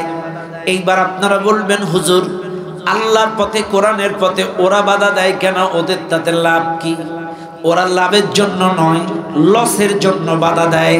আমি আবারও বলছি, শোনেন, সবাই কিন্তু লাভের জন্য বাধা দেয় না, লসের জন্য অনেকে বাধা দেয়। খেয়াল করবেন মুসলমানেরা, আবার একটু ভালো করে লক্ষ্য করবেন। ও মুসলমান, ইহুদি, খ্রিস্টান, হিন্দু, বৌদ্ধ, বিজাতিরা আল্লাহর দ্বীন কায়েমের পথে বাধা দেয় তার কারণ এই মুসলমানেরা যখন তাদের ইত্তেবা ছেড়ে দেয়, অর্থনীতি, রাজনীতি, সমাজনীতি, পরিবার নীতি, শিক্ষানীতি, সংস্কৃতি সব কিছুর ইত্তেবা যখন ছেড়ে দেয়, অনুসরণ অনুকরণ যখন ছেড়ে দেয়, এইবার তখন ওরা শুধু মুসলিম সভ্যতা সংস্কৃতি নিয়ে পড়ে থাকে, শুধু আল্লাহর আইন নিয়ে পড়ে থাকে, তখন ওদের লস। কারণ শিক্ষানীতিতে ওদের বাতি, অর্থনীতিতে ওদের বাতি, রাজনীতিতে ওদের বাতি, সংস্কৃতিতে ওদের বাতি, সব কিছুতে যদি ওদের কোনো আধিপত্য না থাকে তাইলে ওদের লস। এই জন্য সভ্যতা সংস্কৃতিতে যখন এদেশের মানুষ ওদের অনুসরণ অনুকরণ না করে তখনই তারা বিরোধিতা করে। এইবার মিলাইয়া নেন, এক নাম্বার বুঝায় দেন। ও মুসলমান, ইরাকের দিকে তাকান, ইরাকের দিকে তাকান। ইরাকের সাদ্দাম যখন সভ্যতা সংস্কৃতি, মুসলিম সভ্যতা, মুসলিম সংস্কৃতি দিয়ে দেশ চালালো, কোরআনী শাসন দিয়ে যখন দেশ চালানো শুরু করে দিল, যখন ইহুদি, খ্রিস্টান আমেরিকার বা অনুসরণ অনুকরণ ছেড়ে দিল, এইবার আমেরিকার তৎকালীন সময় ডব্লিউ বুশ, ওই বুশ ছিল ক্ষমতায়। বুশ দেখতেছে ওরা আমাদের ইত্তেবা করে না, অর্থনীতিতে আমাদের দাদা মানে না, রাজনীতিতে আমাদের গুরু মানে না, সংস্কৃতিতে আমাদের ঠাকুর মানে না, কোনো কিছুতে আমাদের আর এখন নেতা মানে না। এইবার নাও, এইবার ইরাকে পারমাণবিক বোমা খোঁজা যাক। এইবার ডব্লিউ বুশ গোটা পৃথিবীর মানুষকে বোঝালো, এই ইরাক হলো সন্ত্রাস, ইরাক হলো জঙ্গি, ইরাক হলো তালেবান, ইরাকে পারমাণবিক অস্ত্র আছে, ইরাকে পারমাণবিক বোমা আছে, এইবার খোঁজা শুরু করো। শুনে নেন দুনিয়ার মানুষ, জর্জ ডব্লিউ বুশ যখন ইরাকের বুকে খোঁজা শুরু করে দিল, ইরাকের সাদ্দাম কিন্তু কসম কেটে বলেছিল, ওই সত্তার কসম, আল্লাহর কসম, আমার ইরাকে কোনো পারমাণবিক অস্ত্র নাই, পারমাণবিক বোমা নাই। এ কথা সাদ্দাম বলেছিল, বুশ কিন্তু বিশ্বাস করে নাই। এরপরে জাতিসংঘ তদন্ত টিম পাঠালো, জাতিসংঘ তদন্ত টিম পাঠালো। জাতিসংঘের তদন্ত টিম এসে তদন্ত করে রিপোর্ট দিল, বুশ শোনো, আসলেই ইরাকে পারমাণবিক কোনো অস্ত্র নাই, ইরাকে পারমাণবিক বোমা নাই। এই তথ্যটা জাতিসংঘ বুশকে দিল। তারপরেও বুশ বলে না, কারণ ওই যে সভ্যতার সংস্কৃতি, অর্থনীতি, রাজনীতিতে ইত্তেবা নাই, এই বুশ মিথ্যা অজুহাত দিয়ে, তালেবান জঙ্গিবাদের তকমা দিয়ে, পারমাণবিক খোঁজার নাম করে ইরাককে তছনছ করে দিয়ে সাদ্দামকে অ্যারেস্ট করে মুসলমানদের ঈদের দিন সাদ্দামকে হত্যা করেছিল। একজন মুসলিম নেতা ঈদের দিন, মুসলমানদের আনন্দের দিন, এই সাদ্দামকে হত্যা করেছিল এই জালেমেরা। এইবার আসেন, আমি একটা একটা করে ফিলিস্তিন, আফগান, সিরিয়ায় যদি যাই দেরি হবে, আমি আগে একটু বাংলাদেশ বলে যাই। বাংলাদেশের দিকে একটু তাকান। বাংলাদেশে 2006 সালে যখন ওই 4 দল সরকার পড়ে গেল, এরপরেই কিন্তু এই প্রথম আলো পত্রিকা আর এই জালেম সরকারের নাটক শুরু হয়ে গিয়েছিল। এই কথা কানা একটু খেয়াল করেন। আর নাটকটা কিন্তু এই জায়গার থেকে না, নাটকটা আরো আগের থেকে শুরু হয়েছিল।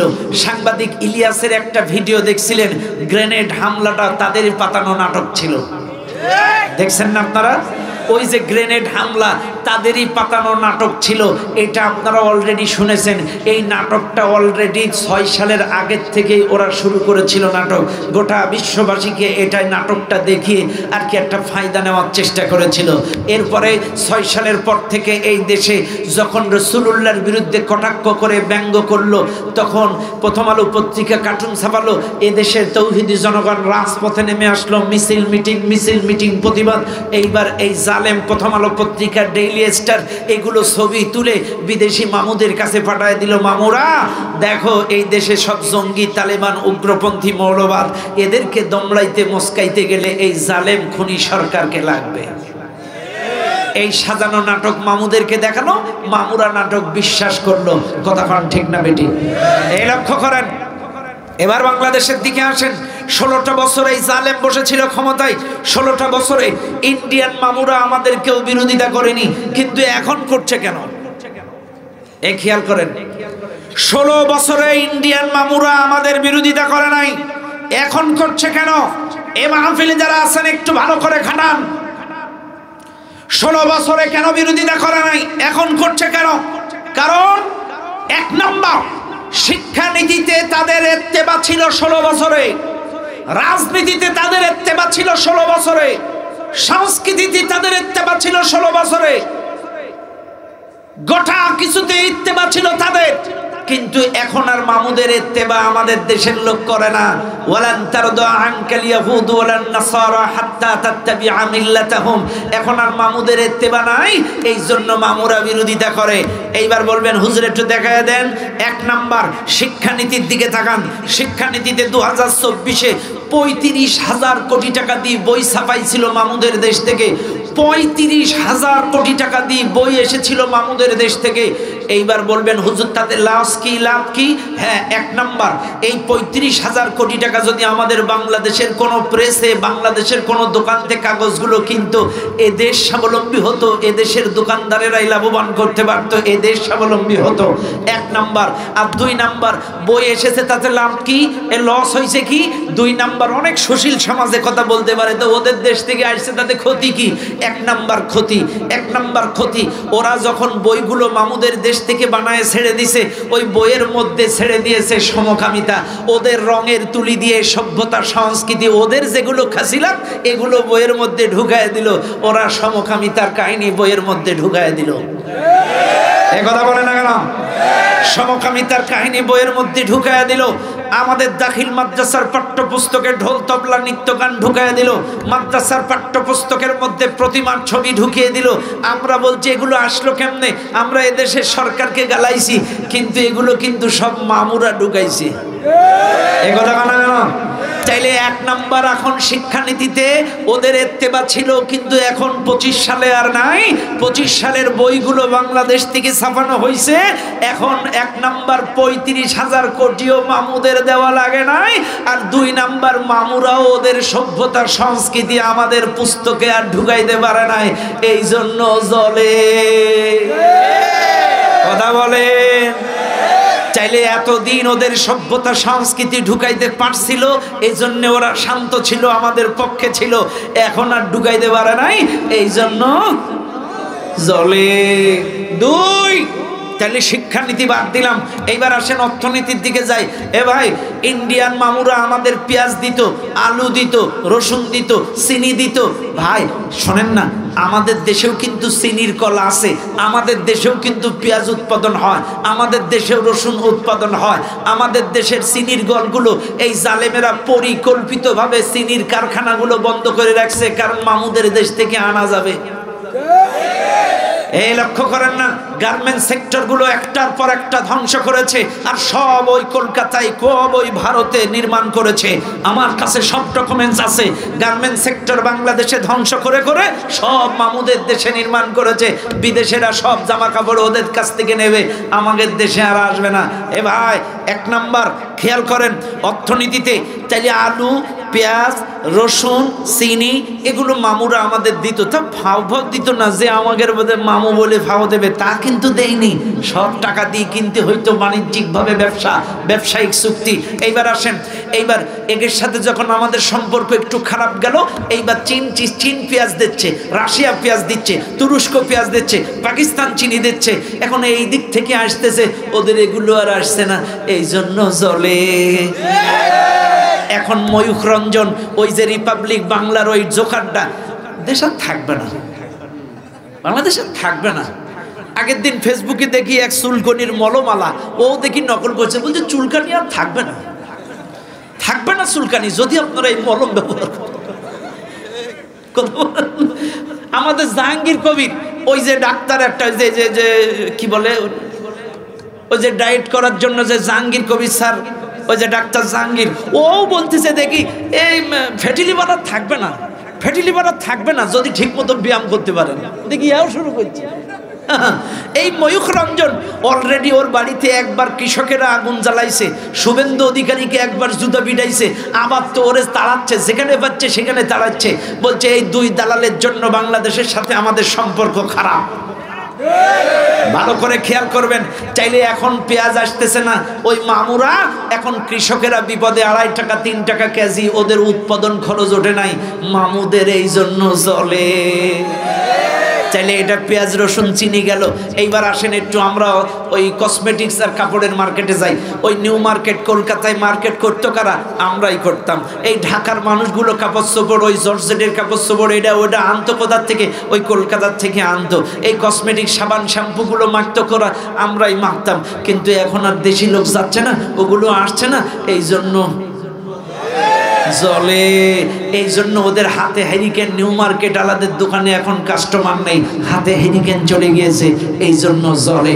আচ্ছা, এবার কাপড় কসমেটিক্স বাদ দিলাম, এবার আসেন একটু হসপিটালের দিকে যাই। আগে আমাদের দেশের রুগী যে কলকাতার হসপিটালগুলো বাঁচায় রাখছিল, ডায়াগনস্টিক সেন্টারগুলো বাঁচায় রাখছিল, বেঙ্গালুরু বাঁচায় রাখছিল।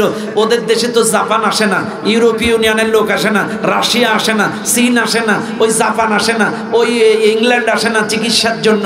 আমরাই বেশিরভাগ একটু চিকিৎসার জন্য যাই, কিন্তু এখন আর যাচ্ছে না। ওদের ডাক্তারেরা 30% ডিসকাউন্ট, ডায়াগনস্টিক সেন্টারে 50% ডিসকাউন্ট, এই জন্য ব্যাস। এইবার আসেন ডাক্তারি খাত বাদ দিলাম, এইবার আমার ইউনুস কাকুর দিকে আসি। ইউনুস কাকু কিন্তু জেনুইন কাকু, অরিজিনাল একটা কাকু, যাকে যেই জায়গায় দিলে মানায়, মানি লোকের মান। দেখেন এই জালেমেরা 16 বছর ইউনুস কাকুরে মান দেয় নাই, সম্মান দেয় নাই। কত বড় নির্লজ্জ বেহায়া মহিলা, বলে টুক করে পদ্মা সেতুর থেকে ফেলায় দেব, এত বড় নির্লজ্জ। সর্বোচ্চ একজন শিক্ষাবিদ এ দেশের নয় গোটা পৃথিবীর মধ্যে 12-13 জনের মধ্যে অন্যতম একজন। এটা যদি বিশ্বাস করেন, বাংলাদেশ না হয়ে পৃথিবীর অন্য কোনো দেশ হতো ইউনুস স্যারকে মাথায় করে রাখতো। কিন্তু এই জালেমেরা 16 বছর ইউনুস কাকুকে মামলার পর মামলা, মামলার পরে মামলা দিয়ে জেলখানার বারান্দায় তাকে হাঁটাইছে। এই ইউনুস কাকু বলতেছে 27টা রাষ্ট্রীয়, 27টা ইউরোপীয় ইউনিয়নের রাষ্ট্রদূত, ভাতিজা কোথায় তোমরা? এদিকে আহো। ভাতিজারা সব চলে আসছে। কাকু কি করা লাগবে? কাকু বলল, শোনো, এই 27টা দেশের ভিসা করার জন্য আমাদের দিল্লি যেয়ে মাসের পর মাস পড়ে থাকা লাগে, শুয়ে থাকা লাগে, খেয়ে থাকা লাগে। এটা আমরা আর এখন থেকে দিল্লি থেকে ভিসা নেব না, বাংলাদেশ থেকে ভিসা দেওয়া লাগবে। কাজ করো। ভাতিজারা 27টা রাষ্ট্রদূত এসে সেলফি তুলে বলছে, কাকু এখন থেকে বাংলাদেশ থেকেই হবে। এই জন্য জলে। আরো আসতে খান। হ্যাঁ, তাইলে এটা বাদ দিলাম। এইবার আসেন একটু রাজনীতির দিকে যাই। রাজনীতিতে এতটা বছর তাদের কাঠের পুতুল ক্ষমতায় বসান ছিল, যা বলেছে তাই, যা চেয়েছে চাই, যা নিয়েছে তাই, কোনো কিছু ছিল না। ওরা যা খুশি তাই, যাকে খুশি তাকে বসিয়ে রাখছে। আরে আমার দেশের পুলিশের মধ্যেও কিনা তাদের দেশের লোক চাকরি করেছে। এটা স্বাধীন দেশ, এটা লজ্জা। আজকে আপনারা যারা ওদের পক্ষে সাফাই গান, এখনো পর্যন্ত জালেমদের পক্ষে সাফাই গান, 71-এর চেতনা যাদের বুকের মধ্যে আছে তাদের বলি, এদের যদি 71-এ প্রকৃত অর্থে মুক্তিযুদ্ধ করে যদি দেশ স্বাধীন করে থাকে, তাইলে আমার দেশের লোকের অভাব নেই। ভারতের মানুষ কেন এদেশের ডিফেন্সে চাকরি করবে?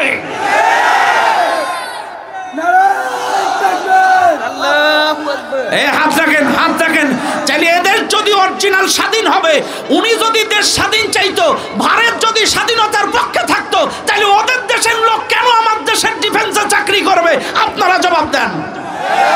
তাইলে ওরা আমার দেশের স্বাধীনতা চায়নি, ওরা স্বাধীনতা চায়নি। ওরা আমাদের বিরোধিতা করেছে। যদি স্বাধীনতাই চাইতো তাহলে স্বাধীন দেশে ওদের এত লক্ষ লোক কেন চাকরি করবে? জবাব দেন। কথা বলেন। হ্যাঁ, কষ্ট লাগতেছে আপনাদের? আমার কথায় রাগ করবেন না বাপ। চাইলে লক্ষ্য করেন, এখন ওদের 16টা বছর রাজনীতিতে হস্তক্ষেপ ছিল, এখন আর রাজনীতিতে তাদের হস্তক্ষেপ। এখন এই দেশের তাওহীদি জনগণ ডিসাইড করবে আগামীতে এই দেশের রাষ্ট্রনায়ক কারা হবে। কথা বলেন ঠিক না বেঠিক? এদেশের তাওহীদি জনগণ ঠিক করবে আগামী দেশে এই আসনের এমপি কে হবে, আগামী বারে এই দেশের মন্ত্রী কারা হবে, আগামী নির্বাচনে এই দেশের প্রেসিডেন্ট কে হবে। এখন আর মরা মানুষ ভোট দেবে না, আগে বাপ দাদারা ভোট দিয়েছিল, এখন আর সেই কাহিনী চলবে না। এখন আমরাই নিজেরাই আমাদের গণতান্ত্রিক অধিকার প্রতিষ্ঠা করব। শোনেন আপনাদেরকে বলি, ইন্নাল্লাহা লা ইউগাইয়িরু মা বিকওমিন হাত্তা ইউগাইয়িরু মা বিআনফুসিহিম।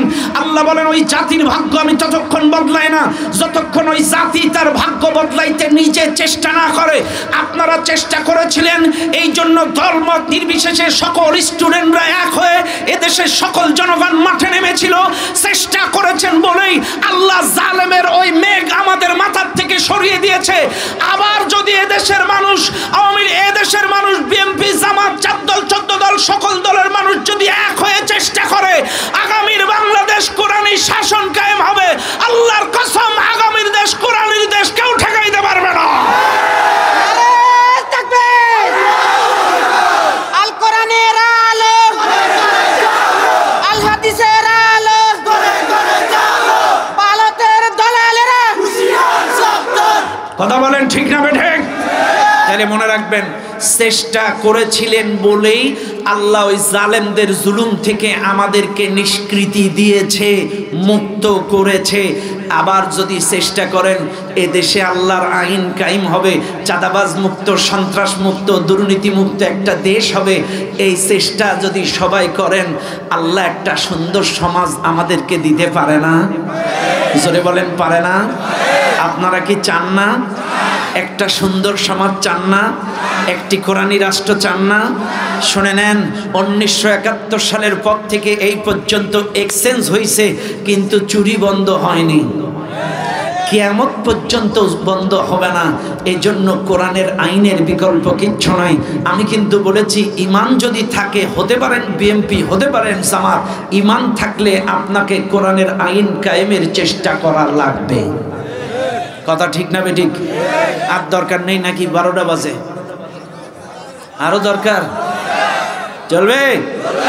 চাইলে জলে, মনে আছে আপনাদের?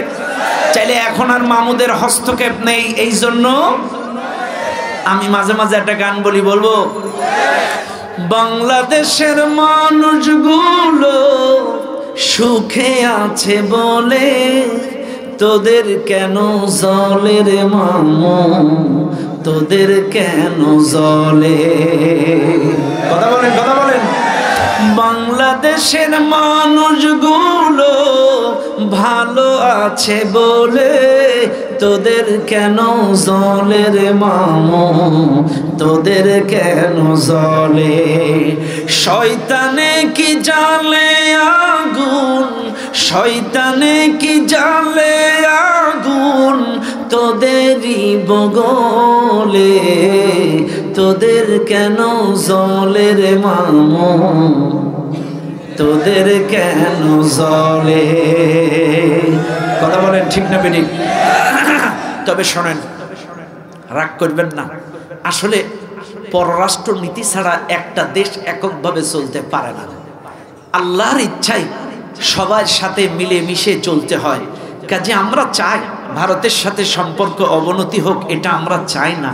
ভারতের সাথে সম্পর্ক হোক, তবে প্রভু কৃতদাসের নয়। যতটুকু বন্ধুত্বের দরকার, বাণিজ্যের দরকার, যতটুকু কূটনৈতিক সম্পর্ক দরকার, আমরা বন্ধুত্বের সম্পর্ক রাখবো, তবে প্রভু কৃতদাসের সম্পর্ক আর হবে না। কথা বলেন ঠিক না বেঠিক? হ্যাঁ, পররাষ্ট্রনীতি অবশ্যই দরকার। এর জন্য ভারতের সাথে সম্পর্ক খারাপ থাক, এটা আমরা চাই না। আজ হোক কাল হোক সম্পর্ক ভালো হবে। আপনারা বলবেন, হুজুর এতক্ষণ বিরুদ্ধে বলে এইবার পক্ষে বলছেন কেন? কারণ আমার শ্বশুর বাড়ি ওই পাশে। এখন বলবেন হুজুর শ্বশুর বাড়ি ওই পাশে দাঁড়িয়ে এতক্ষণ বিরোধিতা করলেন, আগে আমার দেশ বাঁচলে শ্বশুর বাড়ি আবার হবে। কথাক্ষণ ঠিক না ঠিক? কাজে দেশ আগে। এই জন্য ভাইরা আমার, আমরা বিরোধিতা করতে চাই না, সম্পর্ক ভালো থাক, সম্পর্ক ভালো থাক। আরে এই যে বন্যার পানি দিয়ে ফেনীকে ডুবিয়ে দিল, বিশ্বাস করেন আমি একবারও ডাইরেক্ট ওদের গালি দেই নেই, আস্তে পাশ থেকে গালি দিয়েছি। কেন দিয়েছি? কথা হলো পানির কাজ নিচের দিকে যাওয়া। পানির কাজ কি? নিচের দিকে যাওয়া। অনেকেই বলেছিল এই ম্যাডাম যে পানি পাঠাইছে, আচ্ছা ম্যাডাম যদি শীতকালে যাইতো কি বলতেন? কথা না, ম্যাডাম যদি শীতকালে যাইতো তখন কি বলতেন শীত পাঠাইছে? আসলে শোনেন, যেটা সত্য সেটা সত্য, পানির কাজ নিচের দিকে যাওয়া। আমার প্রশ্ন হলো, তোরা বলে কয়ে ছাড়লি না কেন? তোরা যদি আমাদেরকে 2 দিন সময় দিতিস, আমরা তো আমাদের জানমালের হেফাজত করতে পারতাম, আমরা তো আমাদের গরু ছাগলগুলো বাঁচাইতে পারতাম, আমরা তো আমাদের বাড়ির চাউলগুলো বাঁচাইতে পারতাম। তোরা না জানিয়ে ছাড়লি, এটাই তোদের অপরাধ। আর অপরাধ কোন বন্ধু কখনো না বলে মানুষকে পানিতে ডুবায় মারতে পারে না। কিসের বন্ধু তুই? তুই যদি আমার বন্ধু হতিস 2 দিন আগের থেকে আমাদেরকে সতর্ক করে দিতিস যে আমরা ডুবতেছি, আমরা একা একা ডুববো না ভাই, কিছু পানি ছাড়বো, কিন্তু তোরা একটু সচেতন হ। 2 দিন আগের থেকে বলতিস।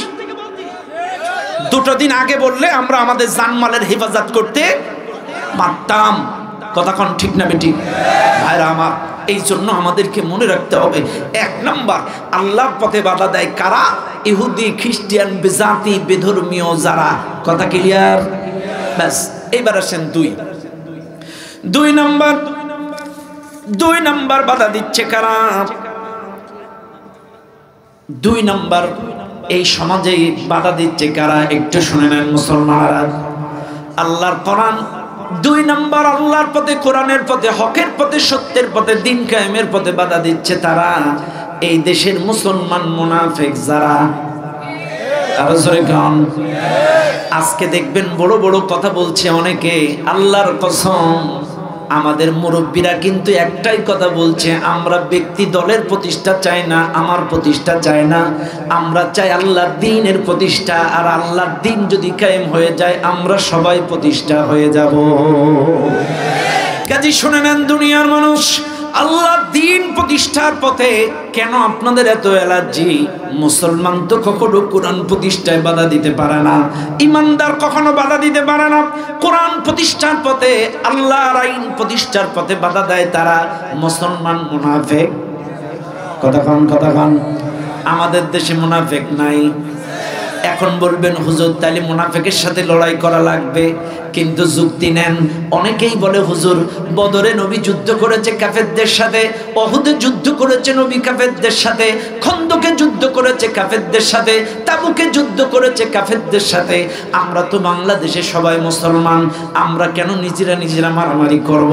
আল্লাহর কোরআনে স্পষ্ট জবাব দিয়েছে, ইয়া আইয়ুহান নাবিয়্যু জাহিদিল কুফারা ওয়াল মুনাফিকিন। আল্লাহ পাক বলে নবী তুমি কাফের এবং মুনাফিকদের সাথে লড়াই করো। তাহলে শুধু কাফেরদের সাথে লড়তে বলেন নাই, মুনাফিকদের সাথেও। মুনাফিক কারা? যাদের দ্বিমুখী চরিত্র, মুখে এক অন্তরে আরেক। মুখে এক, সবাই বলেন মুখে এক অন্তরে আরেক। এই দ্বিমুখী চরিত্র স্যার দেখবেন। আমার কথা বলছি, আমার মুসল্লি আমার পিছনে নামাজ পড়ে, আমার সামনে ওয়াজ শোনে, আবার আমার তালিকা থানায় জমা দেয়। কথা হয় না? এরকম নেই আপনাদের দিকে? আছে? আরে আমার বাবাজি, আমারই চাচা, আমারই বাড়ির পাশে বাড়ি, সব কিছু মুসলিম, আমার পিছনেই নামাজ পড়ে, অথচ আমাকে ধরাই দিল। আমার কথা বলছি কিন্তু আমাকে, সে কিন্তু মুসলিম, মুসলমান। হায় হায়, তাইলে আমার পিছনে নামাজ পড়ছে, আমার সামনে ওয়াজ শুনছে, চোখের পানি ঝরাইছে, আবার আমাকে ধরাই দিছে। আপনাদের দিকে ধরেন নেই? দেখবেন এই গ্রামে ইসলামী আন্দোলন করে কারা? আমেরিকা জানে না। এই গ্রামে ইসলামী আন্দোলন করে কারা? ইসরায়েল জানে না। চাইলে এদের নামের তালিকা গেল কি করে? নিশ্চয়ই আমার গ্রামের লোক দিছে, আমার এলাকার মুসলমান দিছে। আপনারা দেখেন আসরের নামাজে 2 কাতার মুসল্লি হয়েছে। 2 কাতার, কয় কাতার? দুই কাতার মুসল্লি, নামাজ শেষে একজন এসে বলছে ইউনিয়ন দায়িত্বশীল বাকি নামাজ বাড়ান, মসজিদে দারসুল কোরআন হবে, হুজুর এসেছেন, অমুক দায়িত্বশীল এসেছেন, দুটো আয়াতের তাফসীর করে তাহকিক করে আপনাদেরকে শোনাবেন, আপনারা সবাই বসবেন। এইবার নামাজের মুসল্লি কিন্তু দুই কাতার, এই মুসল্লিদের মধ্যে থেকে একজন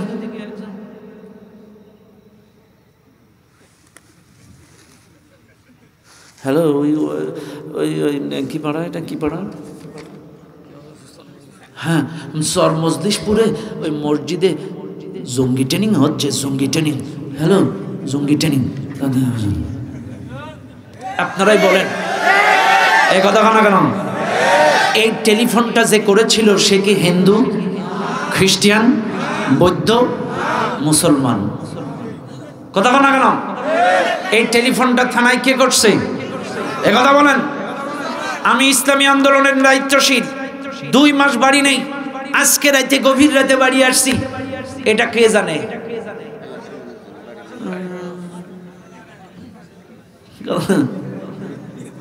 এই মুনাফিকেরাই যুগে যুগে ইসলামের সবচাইতে বেশি ক্ষতি করেছে। অনেক ওয়াজ ছিল কিন্তু 12টা বেজে গেছে, এখন আর সময় নেই, আজকে এই পর্যন্ত রাখলাম। এখনো সামনে আমার বেশ কিছু মাহফিল এই এলাকায় আছে বাইরে, এখনো যদি ওয়াজ করি ফজরের নামাজ হবে না, আর ফজরের নামাজ যদি না হয় আল্লাহ ধরবে এই কমিটি আর আমার, এই জন্য আর আমি আগাচ্ছি না। যতটুকু বলেছি যা বলেছি, তবে কেউ উঠবেন না, উঠলে কিন্তু ঠিক আছে তো, উঠবেন না খবরদার বাপ, শেষ ভালো যার সব ভালো তার। একটু বসেন। সম্মানিত হুজুর, এলাকার সকল প্রবাসীদের জন্য দোয়া, শাহজালাল ভাইয়ের মায়ের কি অসুস্থ, অপারেশন, এর জন্য দোয়া, যারা মাহফিলের জন্য তাদের জন্য দোয়া, সদস্যদের জন্য দোয়া। আচ্ছা, সংগঠনের সভাপতি হয়ে সৌদিতে, ঠিক আছে, আচ্ছা ঠিক আছে। হুজুর একটা ইসলামী সঙ্গীত, আচ্ছা ইসলামী সঙ্গীত শুনবেন নি? কি সঙ্গীত শুনবেন? হ্যাঁ, মোনাজাত দিয়ে দেয় নাকি?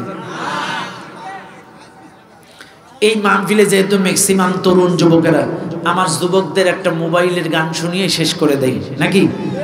আমার যুবকদের গান কিন্তু মুরব্বীরা একটু খেয়াল রেখেন।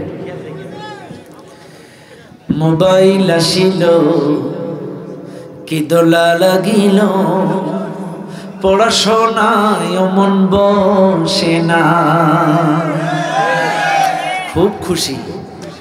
মোবাইল আসিল কি দোলা লাগিল, পড়াশোনায় মন বসে না, পেটে ভাত নাগি যাক, পরন কাপড় নাগি থাক, পেটে ভাত নাগি যাক, পরন কাপড় নাগি থাক, মোবাইল সারা দিন চলে না। এই এত বেশি দিলে গান ভাল লাগে না, যা ছিল তাই। মোবাইল সারা দিন চলে না, মোবাইল আসিল কি দোলা লাগিল, পড়াশোনায় মন। রাত 12টার পরে নার্গিস যখন ফোন করে, দু চোখেতে ঘুম। আমি কিন্তু সবারটার নাম জানি না, কার কি নাম, আপনাদেরটা একটু মিলাই নিয়ে আর কি। রাত 12টার পরে টুম্পা যখন ফোন করে, দু চোখেতে ঘুম। রাত জাগিয়া ফোনে চ্যাট করিয়া, রাত জাগিয়া ফোনে কথা বলিয়া, ফজরের নামাজে ঘুম ভাঙ্গে না। মোবাইল আসিল কি দোলা লাগিল, পড়াশোনায় মন। প্রেম প্রীতির জ্বালা, মোবাইলের ঠেলা, এখন আর পার্কে যাওয়া লাগে না। প্রেম প্রীতির জ্বালা, মোবাইলের ঠেলা, এখন আর পার্কে যাওয়া লাগে না। বিছানায় শুইয়া কানে ফোন লাগায়া, বিছানায় শুইয়া কানে ফোন লাগায়া, বলে সোনা বন্ধু মোরে তুমি ভুইল না। মোবাইল আসিল কি দোলা লাগিল, পড়াশোনায় মন বসে না। মোবাইল আসিল কি দোলা লাগিল, পড়াশোনায় মন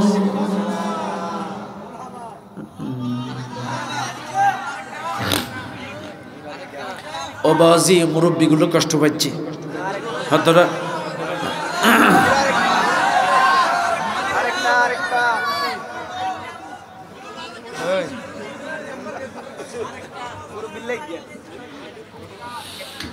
আর নয় রক্ত ঝরার দিন, আর নয় কোনো পলাশি, রুখে দাও যত ষড়যন্ত্রের জাল, জেগে ওঠো এ দেশবাসী, জেগে ওঠো এ দেশবাসী। আর নয় রক্ত ঝরার দিন, আর নয় কোনো পলাশি, রুখে দাও যত ষড়যন্ত্রের জাল, জেগে ওঠো এ দেশবাসী, জেগে ওঠো এ দেশবাসী। আসে মীর জাফর জোড়াই দুর্লভ, ঘোষেট বেগমেরাও ওত পেতে সব। আছে মীর জাফর জোড়াই দুর্লভ, ঘোষেটি বেগমেরাও ওত পেতে সব। দেশপ্রেমী নয় ওরা সর্বনাশী, দেশটাকে চায় ওরা বিকিয়ে দিতে। দেশপ্রেমী নয় ওরা সর্বনাশী, আর নয় রক্ত ঝরার দিন। সিরাজের ওই খুন রব, সিরাজের ওই খুন রবে অম্লান, আমাদের কাঙ্ক্ষিত বিজয়ে। পলাশির চেতনা বেঁচে রবে হাজার বছর ধরে হৃদয়ে। সিরাজের ওই খুন রবে অম্লান, আমাদের কাঙ্ক্ষিত বিজয়ে। জেগে ওঠো এ দেশের বীর জনগণ, দেশকে বাঁচাতে হবে একটাই পণ। জেগে ওঠো এ দেশের বীর জনগণ, দেশকে বাঁচাতে হবে একটাই পণ। গর্ব আবার সোনার স্বদেশ, প্রাণের চেয়ে যারে ভালোবাসি। আর নয় রক্ত ঝরার দিন, আর নয় কোনো পলাশি, রুখে দাও যত ষড়যন্ত্রের জাল, জেগে ওঠো এ দেশবাসী, জেগে ওঠো এ দেশবাসী। আস্তাগফিরুল্লাহ। সমাপনী বক্তব্য আছে নাকি? আস্তাগফিরুল্লাহ আল্লাযী লা ইলাহা ইল্লা হুয়াল হাইয়্যুল কাইয়্যুম ওয়া আতুবু ইলাইহি। আল্লাহুম্মা সাল্লি আলা মুহাম্মাদিন ওয়া আলা আলি মুহাম্মাদ কামা সাল্লাইতা আলা ইব্রাহিম ওয়া আলা আলি ইব্রাহিম ইন্নাকা হামিদুম মাজিদ। আল্লাহুম্মা বারিক আলা মুহাম্মাদিন ওয়া আলা আলি মুহাম্মাদ কামা বারাকতা আলা ইব্রাহিম ওয়া আলা আলি ইব্রাহিম ইন্নাকা হামিদুম মাজিদ। আলহামদুলিল্লাহি রাব্বিল আলামিন। ربنا ظلمنا أنفسنا وإن لم تغفر لنا وترحمنا لنكونن من الخاسرين. ربنا آتنا في الدنيا حسنة وفي الآخرة حسنة وقنا عذاب النار. আল্লাহ তাআলা, আমি গুনাহগার, তোমার দিনদার পরেজগার বান্দা বান্দীদের নিয়ে গভীর রজনী পর্যন্ত হিলফুল ফুজুল সংগঠন কর্তৃক আয়োজিত আজকের এই মাহফিল, আল্লাহ আমি যত আলোচনা করলাম, সুবহানাল্লাহ আলহামদুলিল্লাহ, কোরআনের আয়াত হাদিস থেকে তিলাওয়াত করলাম, আল্লাহ আমার আলোচনার মধ্যে যত সওয়াব রহমত বরকত তুমি দান করেছো, সর্বপ্রথম দয়ার নবী মায়ার নবী বিশ্ব নবী রওজা মুবারকে পৌঁছায়া দাও। নবীর আহলে ওয়াল আত্মীয় স্বজন সাহাবী আজমাইন তাবে তাবিন শুহাদা সালিহিন যারা চলে গিয়েছে সকলের আরওয়াহ পাকের সওয়াব পৌঁছে দাও। तमाम পৃথিবীর নিচে যত পীর ওলিউল্লাহ হক্কানি আলেম ওলামা, আল্লাহ মুমিন মুমিনাত মুসলিমিন মুসলিমাত শহীদিন সিদ্দিকিন চলে গিয়েছে সকলের আরওয়াহ পাকের সওয়াব পৌঁছায়া দাও। হায় আল্লাহ,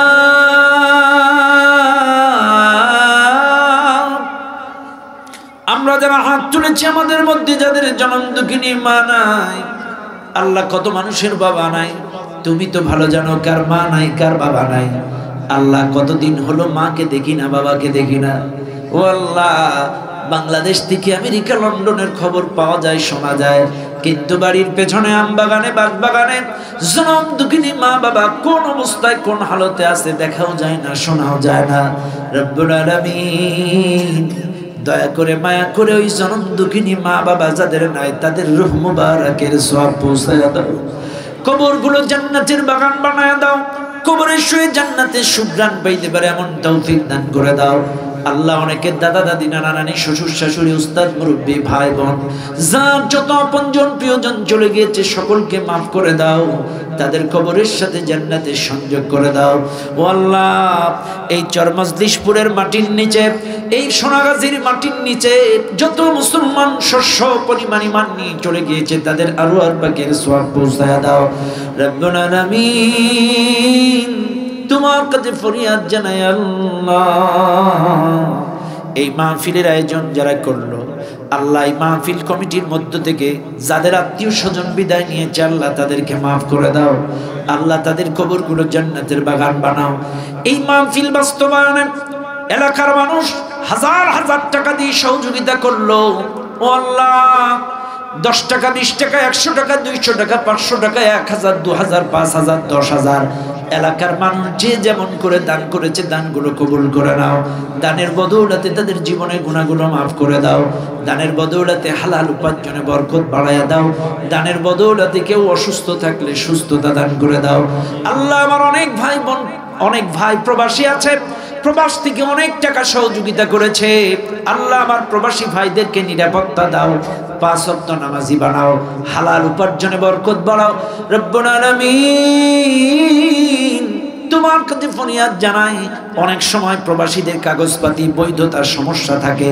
আল্লাহ আমার কোন এই এলাকার কোন ভাইদের যদি সমস্যা থেকে থাকে সকল সমস্যার সমাধান দিয়ে আল্লাহ তাকে তুমি হেফাজতের দায়িত্ব নিয়ে নাও। রব্বুল আলামিন তোমার কাছে ফরিয়াদ জানাই, ইমরান হোসেন ইকন যুবক ভাই মৃত্যুবরণ করেছেন। আল্লাহ এই ছোট্ট যুবক ভাইয়ের জীবনে গুনাহগুলো মাফ করে দাও। আল্লাহ তাকে মাফ করে দিই, তার কবরটাকে জান্নাতের বাগান বানাও। রব্বুল আলামিন তোমার কাছে দোয়া জানাই, সভাপতির বড় ভাই সৌদি আরবে করোনার সময় মৃত্যুবরণ করেছে। আল্লাহ আমার ভাইজানের বড় ভাই, আল্লাহ তার জীবনের ইচ্ছায় অনিচ্ছায় সমস্ত গুনাহগুলো মাফ করে দাও। আল্লাহ তার কবরটাকে জান্নাতের বাগান বানাও, কবরে শুয়ে জান্নাতের সুঘ্রাণ পাইতে পারে আল্লাহ এমন তৌফিক তুমি দান করে দাও। রব্বুল আলামিন তোমার কাছে দোয়া জানাই, আল্লাহ শাহ আলম ভাইয়ের মেয়ে অপারেশন হয়েছে। আল্লাহ তুমি ডাক্তারের ডাক্তার, মাদ্রাজ আমেরিকা লন্ডনের ডাক্তার, ফেল করে তুমি তো ফেল করো না। দয়া করে মায়া করে আল্লাহ আমার ভাইয়ের মেয়েটাকে পরিপূর্ণ শিফায়ে কামিলা আজেলা দান করে দাও। রব্বুল আলামিন খাস করে তোমার কাছে ফরিয়াদ জানাই, আল্লাহ ফারুক ভাই ও দিদারুল ভাই, আল্লাহ তাদের জন্য দোয়া করি। প্রবাসী আল্লাহ তাদেরকে হেফাজত করো, সকল প্রবাসীকে কবুল করো, সকল প্রবাসী ভাইদের মনের নেক মাকসুদ পূরণ করো। আল্লাহ বিশেষ করে এই হিলফুল ফুজুল সংগঠন, আল্লাহ তুমি দেখো ম্যাক্সিমাম স্টুডেন্ট, ম্যাক্সিমাম বেকার। আল্লাহ দোয়া করি যত যুবক বেকার স্টুডেন্ট আছে এই কমিটির সদস্য প্রত্যেককে ডাক্তার, ইঞ্জিনিয়ার, অ্যাডভোকেট, আলেম যেই যেই লক্ষ্য নিয়ে পড়াশোনা করছে নির্দিষ্ট টার্গেটে পৌঁছানোর তৌফিক দান করে দাও। মানুষের মতো মানুষ হওয়ার তৌফিক দান করে দাও। আল্লাহ যুবকগুলোকে আল্লাহ এলাকার আদর্শবান যুবক হওয়ার তৌফিক দান করে দাও। আল্লাহ এই যুবকদের মধ্যে যারা বিভিন্ন পেশায় নিয়োজিত তাদের হালাল উপার্জনে বরকত বাড়ায়া দাও। আল্লাহ এরা যারা চাকরি বাকরি বিভিন্ন জায়গায় করছে তাদের হালাল উপার্জনে বরকত বাড়ায়া দাও। আল্লাহ আমার ডিফেন্সের ভাই সভাপতি ভাইকে কবুল করো। আল্লাহ তাকে ইসলামের খাদেম বানাও, মৃত্যুর আগ পর্যন্ত কোরআনের সাথে ইসলামের সাথে থাকার তৌফিক দান করে দাও। আল্লাহ তার পরিবারের উপর রহমত বরকত নাজিল করে দাও। আল্লাহ তাআলা খাস করে মাহবুব এই মাহফিলের প্রত্যেকটা স্বেচ্ছাসেবককে কবুল করে নাও, মনের নেক মাকসুদ পূরণ করো। বিশেষ করে দোয়া করি এই মাহফিলের প্রত্যেকটা সদস্যকে 5 ওয়াক্ত নামাজি বানাও, 5 ওয়াক্ত নামাজি বানাও, ইসলামী আন্দোলনের খাদেম বানাও। ও আল্লাহ আমার বাম পাশে মুরব্বী বাজানকে কবুল করো, নেক হায়াত দাও, ইজ্জত সম্মান বাড়াও। স্টেজে আরো যারা বসা আছে আলেম উলামা ভাই বন্ধু সকলকে কবুল করে নাও। আল্লাহ তুমি দেখো, এখনো যদি ওয়াজ করতাম তোমার পাগলগুলো উঠতো না।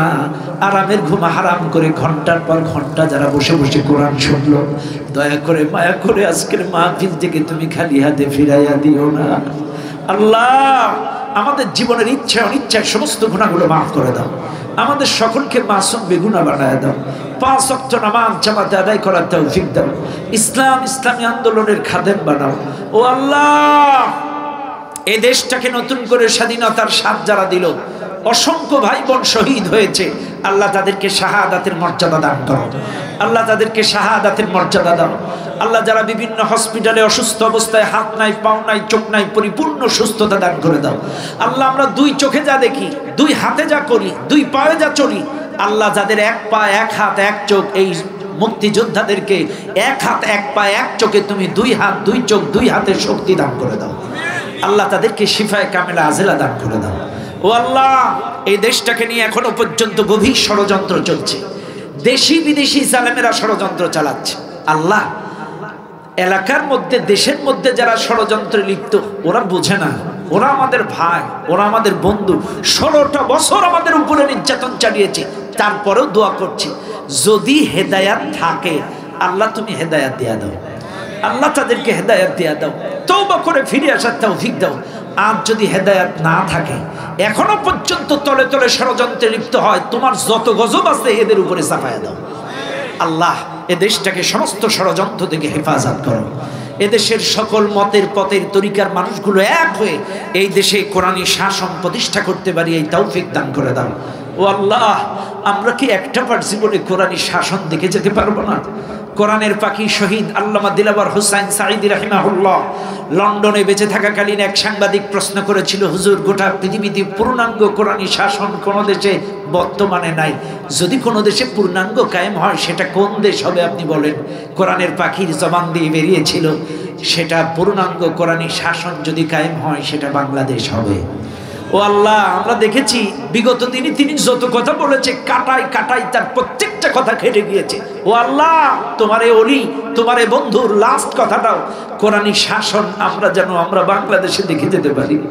আল্লাহ তুমি কবুল করে নাও, কবুল করে নাও। আল্লাহ আমার আশেপাশে যত মা বোন শুনতেছে প্রত্যেকটা মা বোনকে কবুল করো, পদ্মাশিনী না বানাও, 5 ওয়াক্ত নামাজি বানাও, স্বামী শ্বশুর শাশুড়ির খেদমত করার তৌফিক দাও। আমার মা বোনদের মনের নেক মাকসুদ পূরণ করো। আল্লাহ আজকের মাহফিলে যে বাড়ি খাওয়া দাওয়া বিশ্রাম বাড়ি, ওনাকে কবুল করো। এই মাহফিল তুমি কবুল করো, কবুল করো। প্রতি বছর যেন আরো সুন্দর করে সাজাইতে পারে, আল্লাহ তুমি কবুল করো। দূর দূরান্ত থেকে যারা আসছে সহি সালামতে নিরাপদে গন্তব্যে পৌঁছানোর তৌফিক দান করে দাও। আল্লাহ সর্বশেষ দোয়া করি, তুমি আফগানকে একটা বিজয় দিছো, সিরিয়াকে একটা বিজয় দিছো, বাংলাদেশকে একটা বিজয় দিছো। আল্লাহ তুমি ফিলিস্তিনকে একটা বিজয় দিয়া দাও। আল্লাহ তুমি ফিলিস্তিনকে একটা বিজয় দিয়া দাও। ফিলিস্তিনের মানুষ আর কত রক্ত দিবে, ফিলিস্তিনের মানুষ আর কত জীবন দেবে? দয়া করে ফিলিস্তিনকে কিয়ামত পর্যন্ত স্বাধীন বানায়া দাও। আল্লাহ আমাদের দোয়া তুমি কবুল করে নাও, কবুল করে নাও। সুবহান রাব্বিকা রাব্বিল ইজ্জাতি আম্মা ইয়াসিফুন ওয়া সালামুন আলাল মুরসালিন আলহামদুলিল্লাহি রাব্বিল আলামিন বিরহমাতিকা ইয়া আরহামার রাহিমিন। আসসালামু আলাইকুম ওয়া রাহমাতুল্লাহি ওয়া বারাকাতুহু।